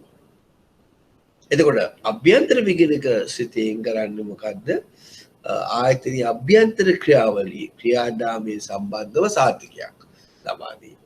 මොකද්ද සාතිකය? ප්‍රධාන විෂය අවදානම් කළමනාකරණය, අභ්‍යන්තර පාලනය, යාපාලනය නිසි ලෙස සිදුවෙන සපනදායි සිදුවෙනවා. එතකොට අපි දන්නවා මම කලින් කිව්වා වගේ අනුකූල සාසිතය කියන්නේ දෙවෙනි පෙළ ආරක්ෂක සංඝටකයක්. හැබැයි අභ්‍යන්තර විගණකය කියන්නේ ප්‍රධාන වශයෙන් තුන්වන පෙළේ ආරක්ෂක සංඝටකයක් වශයෙන් අපිට නම් කරන්න පුළුවන්. ඒ වගේම තත්කාලීන නිසා අනාගත සම්බන්ධයෙන් තමයි වැඩි අවධානය හුඟක් වෙලාවට විගණනයේදී කරන්නේ අනාගතය ගැන නෙවෙයි. පසුකා තත්කාලීන කටයුතු වල සම්බන්ධ කටයුතු. එතකොට අනිත් කාරණේ තමයි අනුකූලතා සිතයක් අනුකූලතා රාමුවක් තුළ සිදුවෙන බවට නිතර අභ්‍යන්තර විගණක විසින් සොයා බැලීමක් සිදු කරන්න. ඒ සිදුවෙන්නේ නැත්නම් ඒ පිළිබඳව වාර්තා කිරීමක් අධ්‍යක්ෂක මණ්ඩල අනුකමිටුවට මතක තියාගන්න අභ්‍යන්තර විගණක වාර්තා කරන්නේ මොකද බෝඩ් ඔඩිට් කමිටියට ඒ සම්බන්ධයෙන් වාර්තා කළ විතරක් මදි. උගක් වෙලාවට කරන්නේ උගක් අය මේක දන්නේ නැහැ. අභ්‍යන්තර විගණක කරන්නේ යම්කිසි අනුකූලතාවයේ සිටී යම්කිසි දුර්වලතාවයක් පිළිබඳව වාර්තා කරනවා. නමුත් වාර්තා කිරීමක් විතර මදි. එහෙනම් අභ්‍යන්තර විගණකයේ විසින් ඉතා බරපතල ලෙස අනුකූලතා සිතයන් සිදුවෙන්නේ නැත්නම් එහෙම නැත්නම් ආයතනය තුළ බරපතල නීතිමය උල්ලංඝනයක් සිදු වෙනවා නම් එය නිවැරදි කිරීම පිණිස අවශ්‍ය ක්‍රියාකාරී සැලැස්මක් එහෙම නැත්නම් ගත යුතු ක්‍රියාමාර්ග පිළිබඳ කාලානුකූලව ඒ කියන්නේ කාල වකවානු සහිතව ක්‍රියාකාරී සැලැස්මක් ඉදිරිපත් කිරීමත් අභ්‍යන්තර විගණක සිතේ වැදගත්. දැන් මම හිතනවා බොහෝ විට මේ අවුරුද්දේ මේකෙයි අර ප්‍රශ්නේ ඉන්නේ ප්‍රධාන වශයෙන් අර මම කලින් කිව්වා වගේ අර පාක්ෂදාන් එක් යුගලයන් අතර ඇති වෙනස්කම් කෙටියෙන් සඳහන් කරන්නේ කොහොමද? අනුකූලතා සිතේ සහ අභ්‍යන්තර විගණක සිතේ වශයෙන් ප්‍රශ්නයක් ඇති වෙන්න තියෙන සම්භාව්‍යතාවය උගත් වැඩි. දැන් ඒකට අපි මේකත් එක්කම අපි සාකච්ඡා කළේ මේ අවුරුද්දේ අනුකූලතාවය සම්බන්ධයෙන් ආපු ප්‍රශ්නය. හරි. දැන් එහෙමනම් අපි සාකච්ඡා කරමු තවත් එකක් තව විශේෂයෙන් විභාගයට වැදගත් වෙන දෙයක් මම මේ වලට කතා කරන්න කියන්නේ හුඟක් වෙලාවට අපි සාකච්ඡා කළා උපක්‍රමික සැලසුම් කරණය අනුපාත්‍රික සැලසුම් කරණය. දැන් අපි කිව්ව උපක්‍රමික සැලසුම් කරණය කියලා කියන්නේ ආයතනික උපාය මාර්ග සම්පාදනය ක්‍රියාත්මක කිරීම සහ කාර්යඵල අරමුණු අනුව ඇගීමකට පත් කිරීමේ ක්‍රියාවලිය තමයි උපක්‍රමික සැලසුම් කරණය. එතකොට අනුපාත්‍රික සැලසුම් කරණය කියන්නේ යම්කිසි නායකත්ව වෙනස් වීමකදී සුරක්ෂිතව ආයතනයේ දිගටම පවත්වාගෙන යාම සඳහා ඇති කරන ලද සැලසුම් කරණය. දැන් ඒක තමයි එක අවුරුද්දක අහලා තිබ්බ ප්‍රශ්නේ. උපක්‍රමික සැලසුම් කරණය සහ අනුපාත්‍රික සැලසුම්. එතකොට මේ අවුරුද්දේ අහලා තිබ්බ ප්‍රශ්නයක් ව්‍යාපාර අඛණ්ඩතා සැපයුම සහ හදිසි අවස්ථාවන්හිදී මූල්‍ය කරන සැලැස්ම අපි කිව්වා ඒක අපි ඉගෙන ගත්තේ අවදානම් කරනේදී contingency funding plan. එතකොට සමහර වෙලාවට මේ දෙකක් සම්බන්ධ කරලා අහන්න පුළුවන්. එතකොට අහන්න පුළුවන් උපක්‍රමික සැලසුම් කරණය සහ ව්‍යාපාර අඛණ්ඩතා සැලසුම් සංසන්දනය. එතකොට තාටිය වැඩිපුර කියන්න ඕනේ මොකද්ද? උපක්‍රමික සැලසුම් කරණයේදී අනුසැලැස්මක් තමයි මේ ව්‍යාපාර අඛණ්ඩතා සැලසුම්. මතකද? උපක්‍රමික සැලසුම් කරණයේදී දැන් මේ මොකක් හරි වුණොත් ව්‍යාපාර අඛණ්ඩතා සැලසුම්. එහෙම නැත්නම් සංසන්දනය කරන්න පුළුවන් ව්‍යාපාර අඛණ්ඩතා සැලසුමයි අනුපාත්‍රික සැලසුම් කරණය. right? ඒ වගේ ඒ හතරම අපි ඉගෙන ගත්තේ ඒකයි. ව්‍යාපාර අඛණ්ඩතා සැලසුමක් අනුපාත්‍රික සැලසුම් කරණයත් එක්ක සංසන්දනය. මේ හතරම අපි දැනගෙන සිටින්න ඕනේ. දැන් තව ප්‍රශ්නයක් ප්‍රධාන වශයෙන් ආපු එකක් තමයි මේ වසරේ ආපු ප්‍රශ්නයක් තමයි ඒ ප්‍රශ්නෙත් මම ඔයගොල්ලන්ට සාකච්ඡා කරන්න. හුඟක් කියලාට අහන්න ප්‍රශ්නයක් මේ වසරේ අහලා තියෙන ප්‍රශ්නයක් තමයි ශේෂ පත්‍රයක අභ්‍යන්තර අයිතම සහ බාහිර අයිතම සංසන්දනය කරන්න. ශේෂ පත්‍රයක අභ්‍යන්තර අයිතම සහ බාහිර අයිතම. දැන් අපි දන්නවා බාහිර අයිතම ශේෂ පත්‍රයේ සඳහන් වෙන දැනටමත් අපි දන්න දෙයක් තියෙනවා. right. උදාහරණයක් ගත්තම මොනවාද ඒවනම් ශේෂ පත්‍රයක සඳහන් වෙන අයිතම. එහෙම නැත්නම් ශේෂ පත්‍රයක අභ්‍යන්තර අයිතම කියන්නේ මොකක්ද? යම් කිසි එන්ටිටි එක නැත්නම් ආස්තතියක අභ්‍යන්තර ශේෂ පත්‍රයේ පෙන්වු කරන අයිතම වලට අපි කියනවා ශේෂ පත්‍රයක අභ්‍යන්තර අයිතම. right. එතකොට මොනවද මේ අයිතම? එකක් තමයි වත්කම්, වගකී, අයිතිකරුවන් සපයා ඇති ප්‍රාන්තය. දැන් මතක නේද මේ අවුරුද්දේ අපේ ප්‍රශ්නයක් ඇහුවානේ මේ පාර ආපු ප්‍රශ්නේ මොකද්ද? හොඳට කල්පනා කරලා බලන්න. මතකද ඔයගොල්ලන්ට කිව්වා ශේෂ පත්‍රයෙන් පරිබාහිරව අවදානමට නිරාවරණය නොවන්නේ පාත සඳහන් කුමන අයිතමයක්ද? ඒ කියන්නේ බාහිර ශේෂ පත්‍රයෙන් බාහිර අයිතමයක් නොවන්නේ නහන්නේ. එවනම් ඒක ශේෂ පත්‍රයක අභ්‍යන්තර අයිතමයක්. අපි මේ ප්‍රශ්නේ සාකච්ඡා කළා මොනවද ශේෂ පත්‍රයෙන් බාහිරව අවදානමට නිරාවරණය වෙන ඒවා තමයි නිරාවරණේ නොවන්නේ මින් ඒ කියන්නේ ආවරණය වෙනවා බාහිරව දෘශ්‍ය ණයවර ලිපිය කාර්ය බෙදුම් කරේ සහතික ලිපිය හැබැයි ආයෝජන කොටස් අයිති වෙන්නේ. දැන් ඔයගොල්ලෝ තේරෙනව නේද? එහෙනම් ආයෝජන කොටස් කියන්නේ අයිතිකරුවන් සපයා ඇති ප්‍රාන්ත. right? right. okay. අපි ගත්තොත් එම ශේෂ පත්‍රයක අභ්‍යන්තර අයිතම කියලා කියන්නේ ශේෂ පත්‍රයේ සඳහන් වෙන අයිතම. වත්කම් කිව්වම අතති මුදල්, තොග, ස්ථාවර වත්කම්, account receivable නැත්නම් ගණන් ලැබීම්, අලෙවි marketable securities එහෙම නැත්නම් අලෙවි කළ හැකි සුරුකුම්පත් මේවා ශේෂ පත්‍රයේ සඳහන් වන අභ්‍යන්තර අයිතම්. වත්කම්. වගකීම් මොනවාද? වගකීම් ශේෂ පත්‍රයේ සඳහන් වන වගකීම්. මතකයි නේද? right? ඔයගොල්ලන්ට වත්කම් assets, fixed asset, current assets. එකයිනේ I කියන්නේ වගකීම් liabilities. right? okay මොනවාද වගකීම්? ගෙවීම්, ගණන් ගෙවීම්, උපචිත ගෙවීම්, වගකීම්, කඩිදුරුකාර පෙරගෙවීම්, prepaid, කෙටි කාලීන සහ දීර්ඝ කාලීන ණය, බදු ගෙවීම් මේවා වගකීම්. right? ශේෂ පත්‍රයේ සඳහන්. අනිත් ඒවා තමයි ප්‍රකාශිත ප්‍රාග්ධනය, විශේෂිත සංචිත, සාමාන්‍ය සංචිත, රඳවා ගති පියුම්, retained earning මේවා මොනවද? අයිතිකරුවන් සපයා ඇති ප්‍රාග්ධන. එතකොට ශේෂ පත්‍රයක අභ්‍යන්තර අයිතම ශේෂ පත්‍රය මතක තියෙන්න ඕනේ. වත්කම්, වගකීම්, ප්‍රාග්ධන. right. ඒවා අභ්‍යන්තර කරුණු. ඒ ටික උත්තර ඉලිවල හරි. එතන මොනවද ශේෂ පත්‍රයෙන් බාහිර ආයතම? ඒ කියන්නේ ආස්තතියක ඒව නැත්නම් එන්ටිටි එක ඒව නැත්නම් කම්පැනි එක ශේෂ පත්‍රයේ පෙන්නුම් නොකරන වත්කම් හෝ වගකීම් වලට අපි කියනවා බාහිර ආයතම. right? එතකොට මතක තියාගන්න අර මං කලින් කිව්වා වගේ ආස්තතියක ඒව නැත්නම් එන්ටිටි එක සමාගමක මේ ශේෂ පත්‍රයෙන් බාහිර ආයතම සම්බන්ධයෙන් ඍජු බැඳීමක් නොමැති වුණත් අසම්භාව්‍ය වගකීම් ඇති කරනවා. මොකක්ද අසම්භාව්‍ය වගකීම් කියන්නේ? කන්ටිජන්සි. දැන් හදිසියෙන්වත් ගනුදෙනුකරු ඒ කටයුත්ත නොකළොත්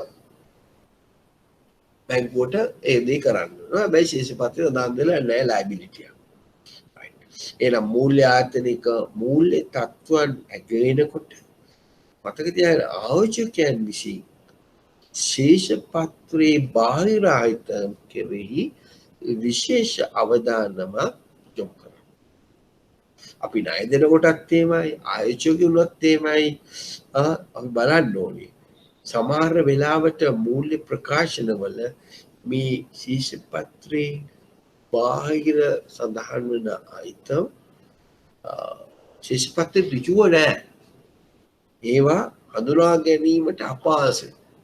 ඒවා හුඟක් වෙලාට සඳහන් වන්නේ මූල්‍ය වාර්තා කරන මොනවද? නෝට්ස් වල. එහෙම නැත්නම් සටහන් වල.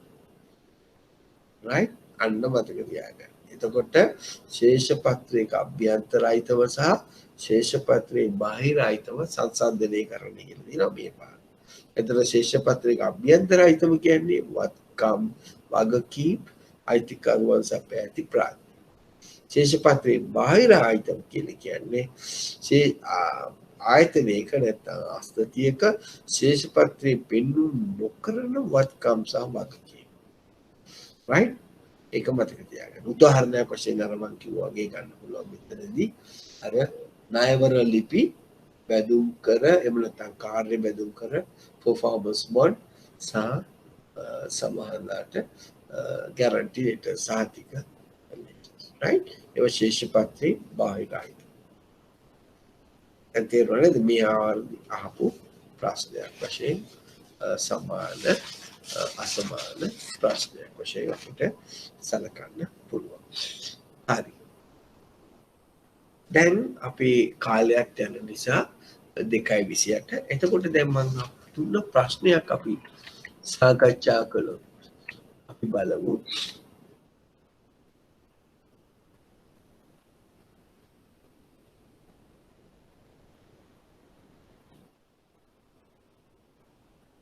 right.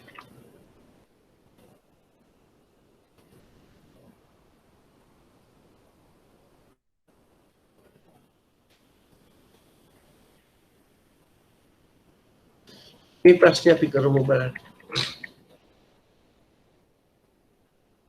නියාමන රාමු ශක්තිමත් කිරීම. right? අපි ඒකටත් පොඩ්ඩක් අපි සාකච්ඡා කරලා බලමු. මේ ප්‍රශ්නයක් සාකච්ඡා කරමු. අර මම ඔයගොල්ලන්ට කිව්වා අපි මොඩල් ක්වෙස්චන් රිවිෂන් එකක් අපි පවත්වනවා.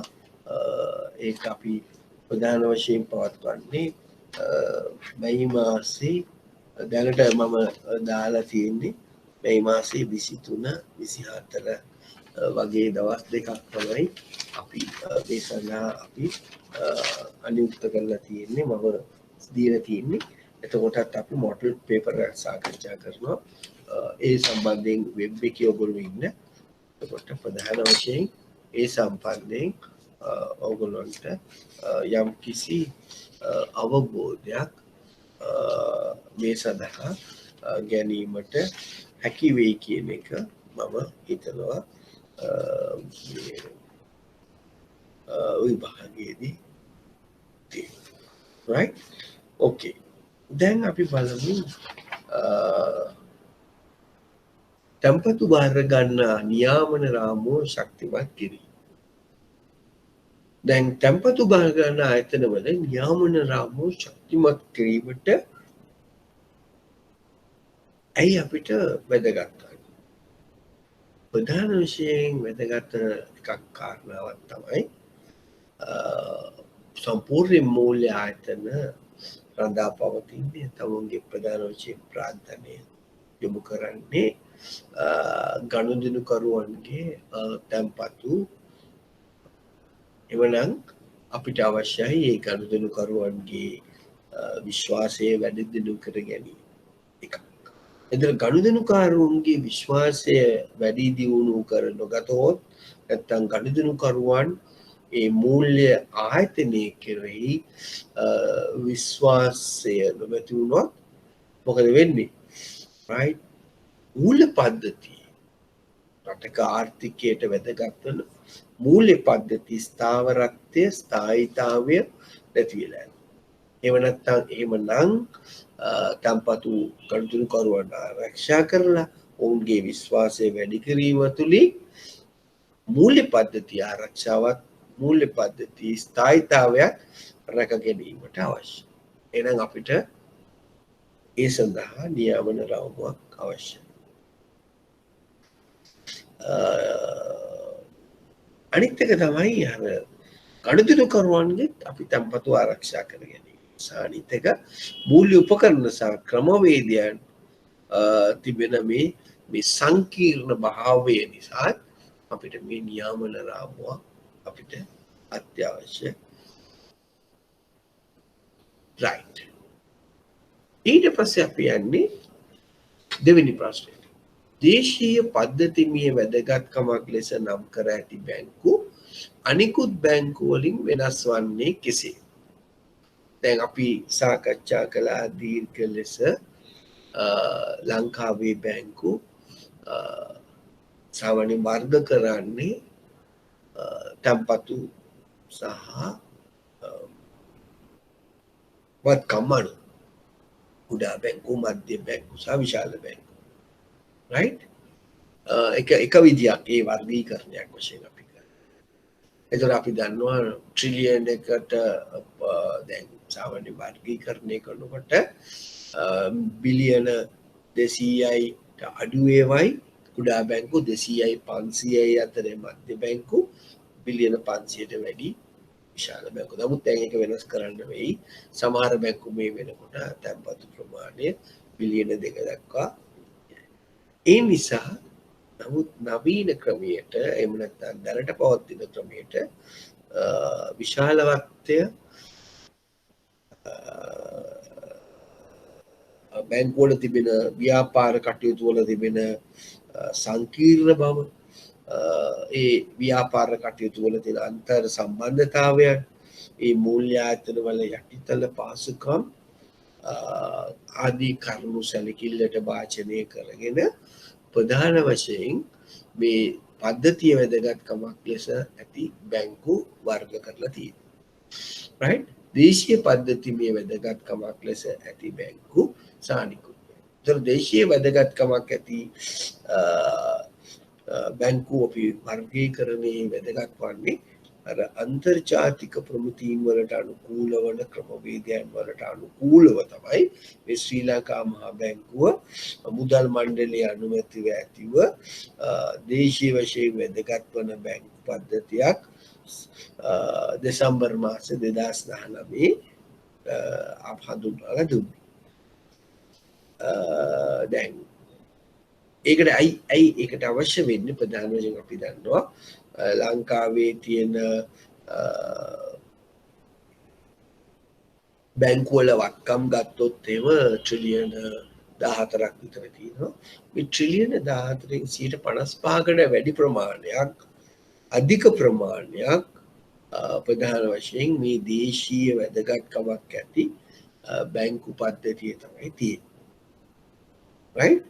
එතකොට ඒ විතරක් නෙමෙයි ප්‍රධාන වශයෙන් දැනට තියෙන දේශීය බැංකු පද්ධතිය තුළ දැනට ක්‍රියාත්මක වන ඕනෑම පද්ධතියේ තියෙන ප්‍රධාන සංරක්ෂක ස්වාරක්ෂක තියෙනවා. right? අමතරව මේ දේශීය පද්ධති මේ වැදගත්කමක් ඇති බැංකු වලට තවත් විශේෂ අධිභාර දෙකක් නැත්තම් තවත් ප්‍රාග්ධන අවශ්‍යතාවයක් හඳුන්වලා දීලා තියෙනවා. එකක් තමයි මොකක්ද ඒකට කියනවා අපි ප්‍රාග්ධන අධිභාරයක් ලෙස ඉහළ පාඩු දරා ගැනීමේ අවශ්‍යතාවයක් පනවලා තියෙනවා. අපි ඒකට කියන ඉංග්‍රීසියෙන් HLA requirement එහෙම නැත්නම් high loss absorptions. එතකොට දේශීය පද්ධතිමේ වැදගත්කමක් ඇති තියෙන බැංකුවක් අනිත් බැංකුවකින් ප්‍රධාන වශයෙන් වෙනස් වෙන කරුණු කීපයක්. එකක් තමයි මොකක්ද? එක ප්‍රාග්ධන අධිභාරයක් ලෙස ඉහළ පාඩු දරා ගැනීමේ අවශ්‍යතාවයක් පද්ධතිමේ වැදගත්කමක් ඇති බැංකු සඳහා ඉදිරිපත් කරලා තිබෙනවා. එකක් දෙවෙනි වශයෙන් අපි සැලකුවා ඒ බැංකු පද්ධතියේ ප්‍රධාන වශයෙන් මුළු වත්කම් ප්‍රමාණයක් වලින් 50%කට වැඩි ප්‍රමාණයක් මේ දේශීය පද්ධතියේ වැදගත්කමක් ලෙස නම් කර ඇති බැංකු වල තිබී. දැන් එහෙම දේශීය වශයෙන් වැදගත්කමක් ඇති බැංකු ලෙස නම් කරනකොට ශ්‍රී ලංකා මහා බැංකුව අර යම් යම් නිර්ණායක වාචනය කරලා තියෙනවා. right? ඒ විතරක් නෙවෙයි දේශීය වශයෙන් පද්ධතිමය වශයෙන් වැදගත්කමක් ඇති බැංකුවක් අනිත් බැංකු වලට සාපේක්ෂව එකකින් කියන්නේ අනිත් බැංකු අධීක්ෂණය කරන්නේ නැහැ කියලා. ඉහළ අධීක්ෂණයකට වාචනය කරනවා. ඒ වගේම අවදානම් කළමනාකරණය පිළිබඳ අවධානය විශේෂ අවධානය. තුන විශේෂිත ශක්තිමත් යහපාලන ක්‍රමවේදයක් සහ අභ්‍යන්තර පාලන ක්‍රමවේදයේ සම්බන්ධයෙන් වැඩිපුර සොයා බැලීම. එතකොට දේශීය වැදගත්කමක් ඇති බැංකුවක් අනිත් බැංකු වලින් වෙනස් වන්නේ ප්‍රධාන වශයෙන් ඔන්න ඔය කාරණා. right? මතක තියාගන්න ඒක. කොට ඊට අමතරව අපි එසේ නම් කරන ආයතන වලට අපි කිව්වා පරිසර බැංකු ස්තර තුනකට මේ දේශීය පද්ධතිමය වැදගත්කමක් ඇති බැංකු තවත් ස්තර තුනකට අපි කඩලා තියෙනවා. මොකද්ද? පළවන ස්තරය, දෙවන ස්තරය සහ තුන්වන ස්තරය කියන. දැන් මේ මම කියන්නේ දේශීය පද්ධතිමය වැදගත්කමක් ඇති බැංකු නැවත ස්තර තුනකට අපි වෙන් කරලා තියෙනවා ශ්‍රී ලංකා මහා බැංකුව. එකක් පළමුවන ස්තරය, දෙවන ස්තරය සහ තුන්වන ස්තරය. එතකොට පළමු ස්තරයේ HLA අවශ්‍යතාවය ඒ කියන්නේ අර මම කලින් සඳහන් කරන ලද අර ප්‍රාග්ධන අධිභාරය ඉහළ පාඩු දරා ගැනීමේ අවශ්‍යතාවය. ඒ අලුත් අවශ්‍යතාවයක් තමයි දේශීය පද්ධතිමය වැදගත් බැංකු වලට දාලා තියෙන්නේ. අර සාමාන්‍යයෙන් තිබෙන අර ප්‍රාග්ධන සංරක්ෂණ ස්වාරක්ෂක වලට අමතරව හැම බැංකුවක්ම ඒවා තියෙන්න ඕනේ. මේ අමතරව ඒකට කියනවා අපි දැන් විභාගෙ දැහුවොත් මේ වගේ කෙටි ප්‍රශ්නයක්. දේශීය වැදගත්කමක් ඇති බැංකුවක් වෙත ශ්‍රී ලංකා මහා බැංකුව විසින් පනවා ඇති අවශ්‍යතාවය හඳුන්වන්නේ කෙසේ? එතකොට ඒක මොකක්ද හඳුන්වන්නේ? ගන්න අපි අධිභාරය හඳුන්වන්නේ ප්‍රාග්ධන අධිභාරයක් ලෙස ඉහළ පාඩු දරා ගැනීමේ අවශ්‍යතාවය. ඒක තමයි අධිභාරයක් වශයෙන් දාන්නේ. high loss option. එතකොට අර මම කියන්නේ දේශීය පද්ධතිය වැදගත්කමක් ඇති බැංකු කොටස් තුනකට ස්තර තුනකට බෙදෙනවා. මොකක්ද මේ බලපාන ස්තර බෙදෙන සාධකය? HLA අවශ්‍යතාවය අපි කියනවා. අර ඉහළ පාඩු දරා ගැනීමේ අවශ්‍යතාවය. 101ක් නම් පළමුවන ස්තරයේ 101.5ක් නම් දෙවන ස්තරයේ 2%කට වැඩි නම් තුන්වන ස්තරයේ වශයෙන් අපි නම්. ඒතර ලංකාවේ මතක තියාගන්න මේ තුන්වන ස්තරයේ බැංකු තාම නැහැ. දෙවන ස්තරයේ බැංකු දෙකක් තියෙනවා. එකක් තමයි ලංකා බැංකුව සහ කමර්ෂල් බැංකුව. පළවෙනි ස්තරයේ තියෙනවා මහජන බැංකුව සහ නැෂනල් බැංකුව. එතකොට මේ බැංකු හතර තමයි ලංකාවේ තිබෙන අනිකුත් බැංකුත් එක්ක බලනකොට බැංකු 24න් මේ හතර පද්ධතිමය වැදගත්කමක් ඇති බැංකු වශයෙන් සැලකෙනවා. අනිත් බැංකු 20 මෙහෙමනම් මොනවද? පද්ධතිය වශයෙන් වැදගත්කමක් නැති බැංකු. එකෙන් අදහස් කරන්නේ අර වැඩි අවධානයක් ඒගොල්ලන්ට අර HLA රික්වයර්මන්ට් එක නැහැ. නේද? right? එතකොට අර HLA කියලා කියන්නේ බැංකු වල දැනටමත් ක්‍රියාත්මක වන අර ප්‍රධාන සංරක්ෂක ස්වාරක්ෂක ඇතුළත් පළමු පෙළ ස්කන්ධ අනුපාතය අපි කියනවා T1. එතකොට ප්‍රාග්ධන ස්වාරක්ෂක ඇතුළත් පළමු පෙළ ප්‍රාග්ධනේ සහ මුළු එකතු right? ඒක තමයි. ඊට අමතරව තමයි එහෙනම් මතක තියාගන්න බැංකු පද්ධතිය ලංකාවේ කොටස් දෙකකට බෙදලා තියෙනවා. right? ඕකේ. එතකොට ඔන්න අපි බලමු දෙවෙනි ප්‍රශ්නයට පිළිතුර හරි. දේශීය පද්ධතිය වැදගත් කළ නම් කර ඇති බැංකු අනිකුත් බැංකු වලින් වෙනස් වන්නේ කෙසේද? තුන්වෙනි එක. ද්‍රව්‍යශීලතා අවදානම පාලනය කිරීම සඳහා වාණිජ බැංකු වෙත ශ්‍රී ලංකා මහා බැංකුවකින් පනවා ඇති රෙගුලාසි අවශ්‍යතා සංසන්දනය කරන්න අපි ඒක අපි සාකච්ඡා කළා. මොනවද ඒ අවශ්‍යතාවයන්? SRR නේද? එතකොට ද්‍රව්‍යශීලතා 20% පවත්වා ගැනීම, ද්‍රව්‍යශීලතා ආවරණ අනුපාතය, තමන net funding reserve ratio, liquid ratio, මේවා තමයි ද්‍රව්‍යශීලතා අවදානම පාලනය කිරීම සඳහා වාණිජ බැංකු වෙත ඉදිරිපත් කර ඇති අවශ්‍යතාවය. ඕකේ. ඊට පස්සේ අපි සාකච්ඡා කරේ කුමක්ද?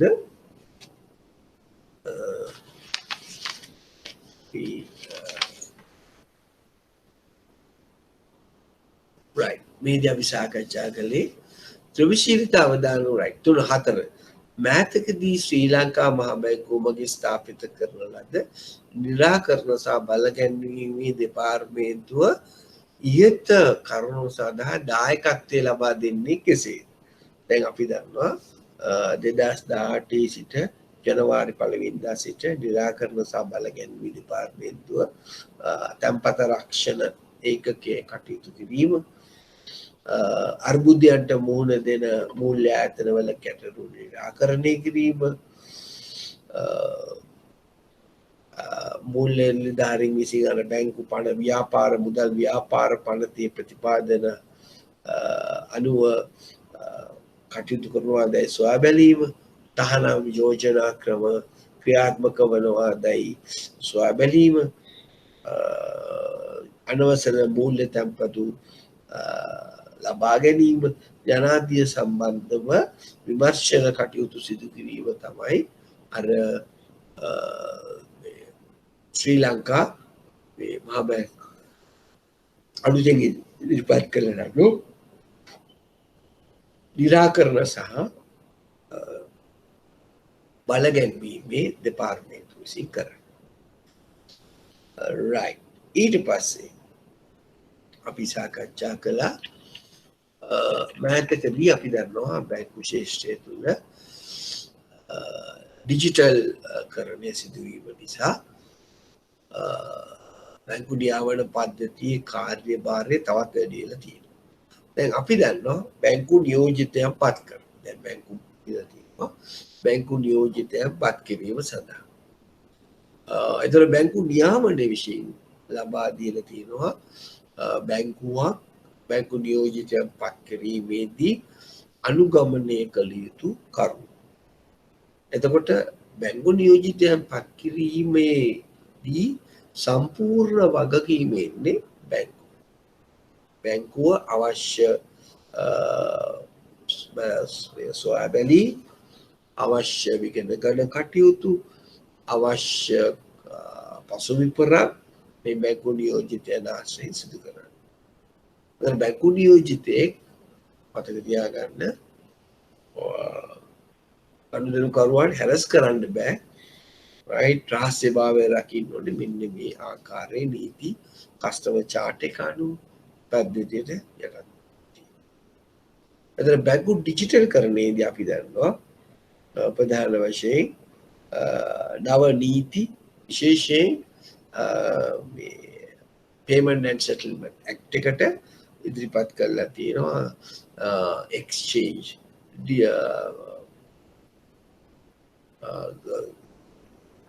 අත්සන එහෙම නැත්නම් මොකක්ද අත්සන කියන්නේ මේ ඩිජිටල් තාක්ෂණය මතින් භාවිතා කරන සිග්නේචර් එක සම්බන්ධයෙන් නීති ඉදිරිපත් කරලා තියෙනවා. ඔයගොල්ලෝ දැකලා ඇති ඒ බැංකු අධ්‍යක්ෂක ඒ සඳහා ඒකත් මතක තියාගන්න කිරීම. දැන් අපි දන්නවා ද්‍රව්‍යශීලතාවර මම කලින් කිව්වා වගේ පාලනය කිරීමට ස්ටැටියුටරි රේෂියෝ එක 2 දක්වා අඩු කරලා තියෙනවා. මුදල් සංචිත අනුපාතයක් තියෙනවා 2%ක. ව්‍යවස්ථාපිත ද්‍රව්‍යශීලතාවත්කම් අනුපාතය 20ක් පවත්වා ගන්න යුතුයි. ඒ වගේම හදිසි මූල්‍ය සැපයුම් අපි කිව්වේ ඒ ප්ලෑන් එකක් තියෙන්න ඕනේ. හදිසි මූල්‍ය සැලසුම් contingency funding plan. එතකොට ප්‍රවර්තන ද්‍රව්‍යශීලතා මිනුමක් ලෙස අපිට කියන්න පුළුවන් ද්‍රව්‍යශීලතා ආවරණ අනුපාතය, liquidity coverage ratio එක, සුද්ධ ස්ථායි අරමුදල් අනුපාතය, right?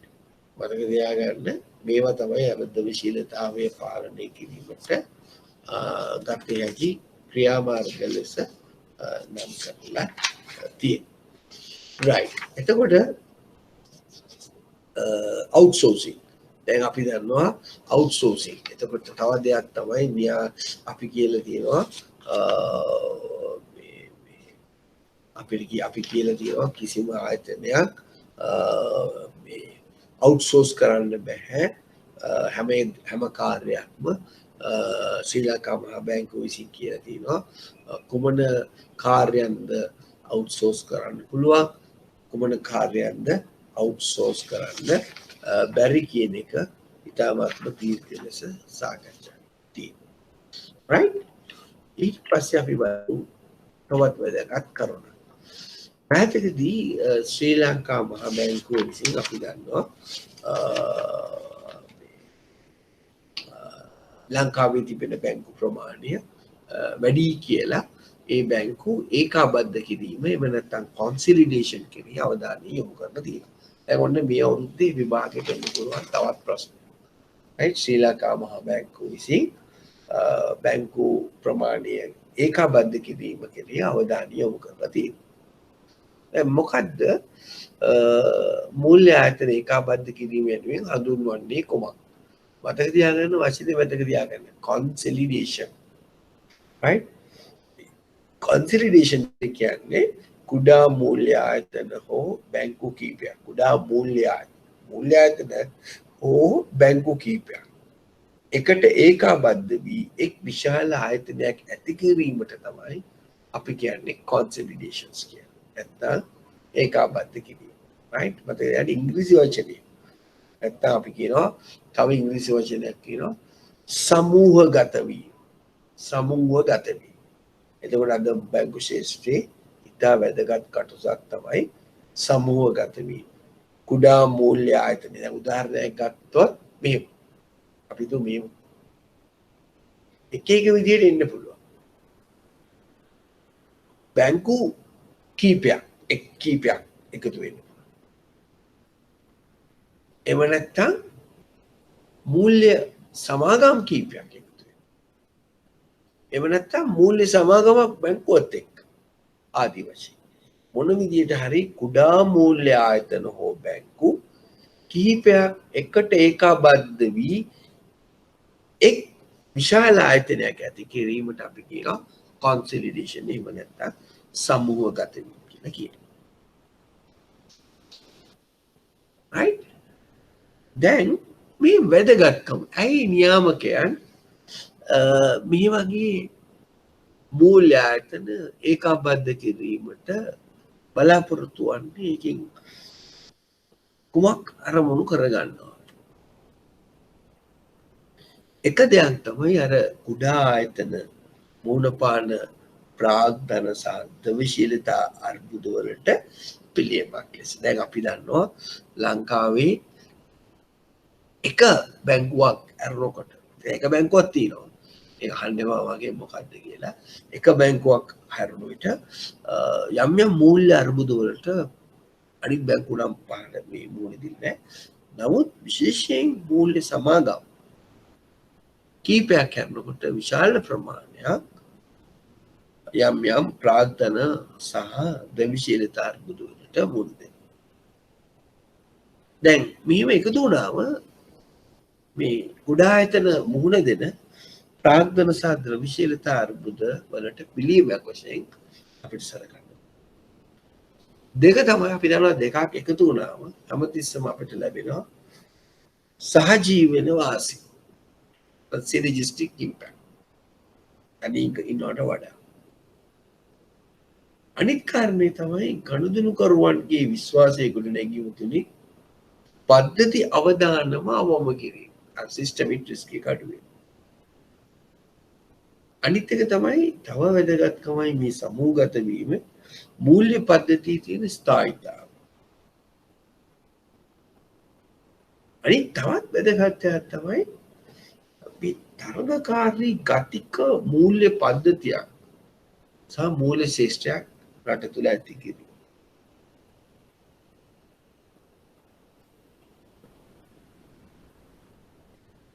මේ තුලින් ආදායම් වැඩි කරගන්න වියදම පාලනය කර ගැනීමට හැකියාවක් තියෙනවා. right? මතක තියාගන්න.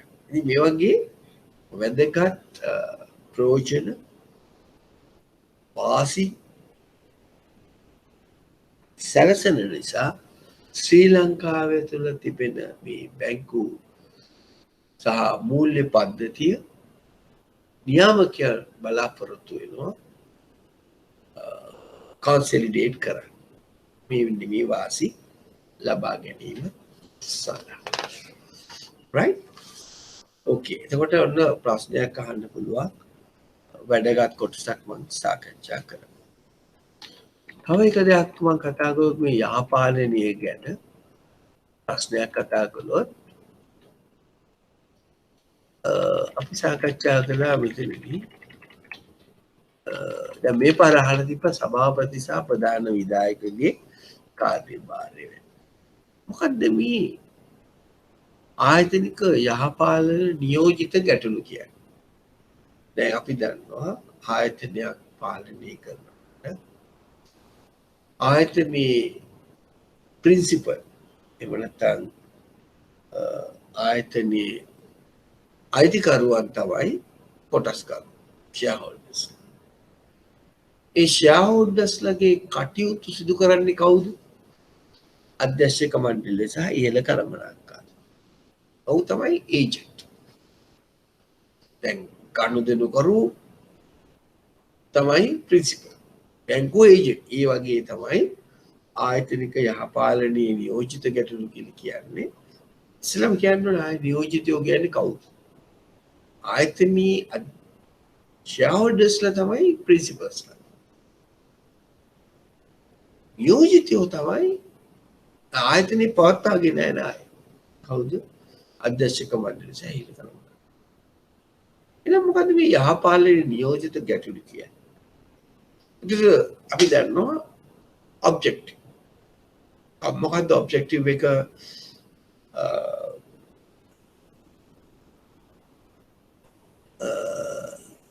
අයිතිකරුවන්ගේ එහෙම නැත්නම් shareholdersලාගේ එහෙම නැත්නම් කොටස්කරුවන්ගේ ආයතනයේට තමුන් ආයෝජනය කරලා තිබෙන මුදල් වලට උපරිම ප්‍රතිලාභ return on investment නේද? ඔවුන්ගේ බලාපොරොත්තු වෙන්නේ ආයතනයේ නිසලස දියුණුවෙන් පත් කරගෙන යෑම තමයි ආයතනයේ කොටස් හිමියන්ගේ එකම දේ. ලාභ ලබා ගැනීම. තමුන්ගේ කොටස වැඩි කර ගැනීම ඒවත් ලාභාස ගැනීම ආදී කරුණු. දැන් මේ බලාපොරොත්තු වන දේ ඒ අධ්‍යක්ෂක මණ්ඩලය තුලින් ඉහළ කළමනාකාරීත්වය තුලින් ඇති වෙන්නේ නැත්තම් ඔවුන්ගේ අරමුණු කරා යන්න උත්සාහ ගන්නවා. මොකක්ද ඇති? ඔවුන්ගේ ලාභය, ඔවුන්ගේ සුඛ ස්ථීරණය පිණ. ඔවුන්ගේ අධ්‍යක්ෂක මණ්ඩලයේ පඩි වැඩි කර ගැනීම. අධ්‍යක්ෂක මණ්ඩලයේ නොයෙකුත් දීවනා ගැනීම ඉහළ කළමනාකාරීත්වය සමග. එතකොට මොකද්ද මතුවෙන්නේ? මතුවෙනවා නියෝජිත ගැටලු. අන්න ඒකට තමයි කියන්නේ ආයතනික යහපාලන නියෝජිත ගැටලු. right? ඒක මතක තියාගන්න. දැන් මේ අවුරුද්ද අහලා තිබු ප්‍රශ්නයක් තමයි ආයතනික යහපාලනය එහෙම නැත්නම් අපි ඉගෙන ගත්ත එක කරුණක් වශයෙන් සැලකුවොත් එහෙම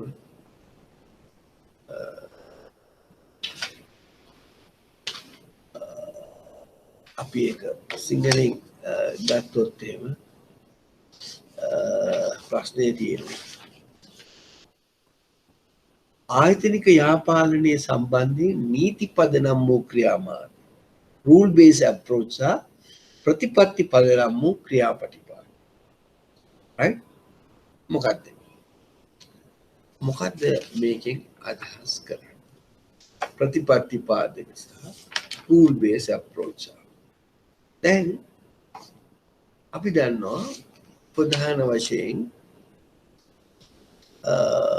මේ ක්‍රමවේද දෙකේම මොකද්ද මේ ප්‍රතිපත්ති දැන් අපි මුලින් සාකච්ඡා කරනකොට අපි ඉගෙන ගත්තා යහපාලන ක්‍රමවේදයන් මුලින්ම හඳුන්වා දුන්නේ ස්විච්චාවෙන් කරන කටයුත්තක් වශයෙන් මුලින්ම අපි යහපාලනය කරුණු ඉදිරිපත් කරනකොට ශ්‍රී ලංකා මහා බැංකුව විසින් මේ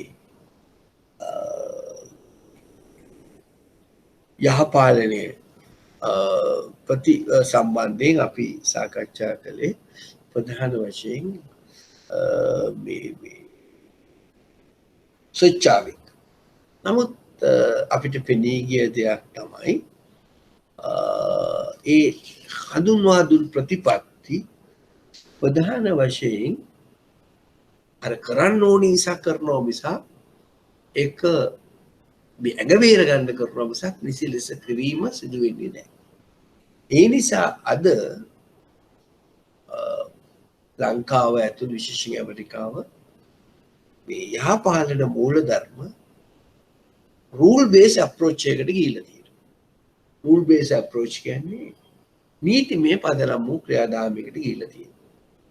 හැබැයි මම දැන් එංගලන්තය තාම යන්නේ ප්‍රතිපත්තිමය පාදක වූ යාපාලන ක්‍රියාපටිපාද. එතකොට මතක තියාගන්න දැන් මේ හැම ආයතනයක්ම මේ rule based approach එක කරන්න බෑ. ඒ කියන්නේ තමුන් ආයතනය තුල පිහිටවන ලද ප්‍රතිපත්ති ඒක නීතියක් වශයෙන් සිදු කරන්න ඕනේ කියන එක කියනවා. ඒ කියන්නේ rule based කියන්නේ view that the companies must be required by law to comply with established principle. ඒ කියන්නේ ප්‍රතිපත්ති සකසන ලද ආයතනය තුළ යහපාලන ප්‍රතිපත්ති අනුව සිදු කරන්න ඕනේ නීතියකින් මෙදින. ඉතින් මේක හැම ආයතනයකටම කරන්න බෑ නමුත් සමහර ආයතන සඳහා කරන්න පුළුවන්. principle based approach කියලා කියන්නේ අර මම කලින් සඳහන් කළා වගේ ඒ ස්වච්ඡාවෙන් තමුන්ගේ ඒ ප්‍රතිපත්ති තුල සියලුම පාර්ශ්වයන්ගේ අයිතීන් ආරක්ෂා කර ගැනීම සිදු වෙනවා. ඒකට තමයි අපි කියන්නේ මේ ප්‍රතිපත්ති පාදක. එංගලන්තයේ සිදු කරන්නේ ඒක. කාටවත් නීතිමය බලපෑමක් නැහැ. තමුන්ගේ කැමැත්තෙන් right මේ ඒ යහපාලන කටයුතු ස්වේච්ඡාවෙන් සිදු කරනවා. right. ඉතින් ඔය ටික තමයි අපිට අද ඉගෙන ගන්න තියෙන්නේ දැන් තුනක් පහුණා. එතකොට අදින් පස්සේ අපේ ලෙක්චර්ස් ඉවරයි. මම හිතනවා මට කරන්න පුළුවන් පරිමෝගොන්ට ලබා දුන්න කියලා. ඒක රිවිෂන් එකක් තියෙනවා මේ මාසේ. පුළුවන් නම් ඒකට සහභාගී වෙන්න ඔන්ලයින් යන්නේ. එතකොට විභාගයෙන් නෝට් එක බැලුවොත් මේ මම කතා කරපු ප්‍රශ්න සාකච්ඡා කළොත් අනිවාර්යයෙන්ම ඔයගොල්ලන්ට විභාගයේ සවත් වෙන්න පුළුවන් කියලා මම විශ්වාස කරනවා. මොනවා හරි ප්‍රශ්නයක් තිබ්බොත් මගේ අංකය 0.73යි 864යි 202. මට කතා කරන්න කතා කරොත් මම ගැටලුවක් තියෙනවා නම් විසඳලා දෙන්න. එතකොට දැන් අපි ගාක් ලෙක්චර්ස් මම හිතන්නේ කලින් ඉවර කළා. ඔයගොල්ලෝගේ විභාගයේ ඔයගොල්ලෝගේ රිසල්ට්ස් මම හිතන විදිහට 22 23 වෙනකොට හම් වෙනවා. right මේ මාසේ 22 නැත්නම් 23 වෙනකොට හම් වෙයි. එතකොට අප්‍රේල් මැයි ප්‍රධාන වශයෙන් මැයි ජූන් මාස දෙකකට පමණ කාලයක් තියෙනවා ඔයගොල්ලන්ට මේ විභාගය සඳහා සූදානම් වෙන්න. ඉතින් මම හිතනවා ඒකෙන් උපරිම ප්‍රයෝජන ගන්න උගක් වෙලාවට ජූනි මාසේ තමයි විභාගෙ තියෙන්නේ අග වෙන්න පුළුවන්. එතකොට මෙහෙම බලනකොට මැයි ජූන් මාස දෙකකට වැඩි ප්‍රමාණයක් තියෙනවා. අපි විභාගෙත් කලින් ඉවර කළා. ඒ නිසා උපරිම ප්‍රයෝජන ගන්න මේ සබ්ජෙක්ට් එක තා විභාගයෙන් සමත්. right okay එවනම් ඔබ සියලු දෙනාටම සුබ පතනවා ඉහළ සම්මාර්ථ ලබා ගැනීම සඳහා. right okay thank you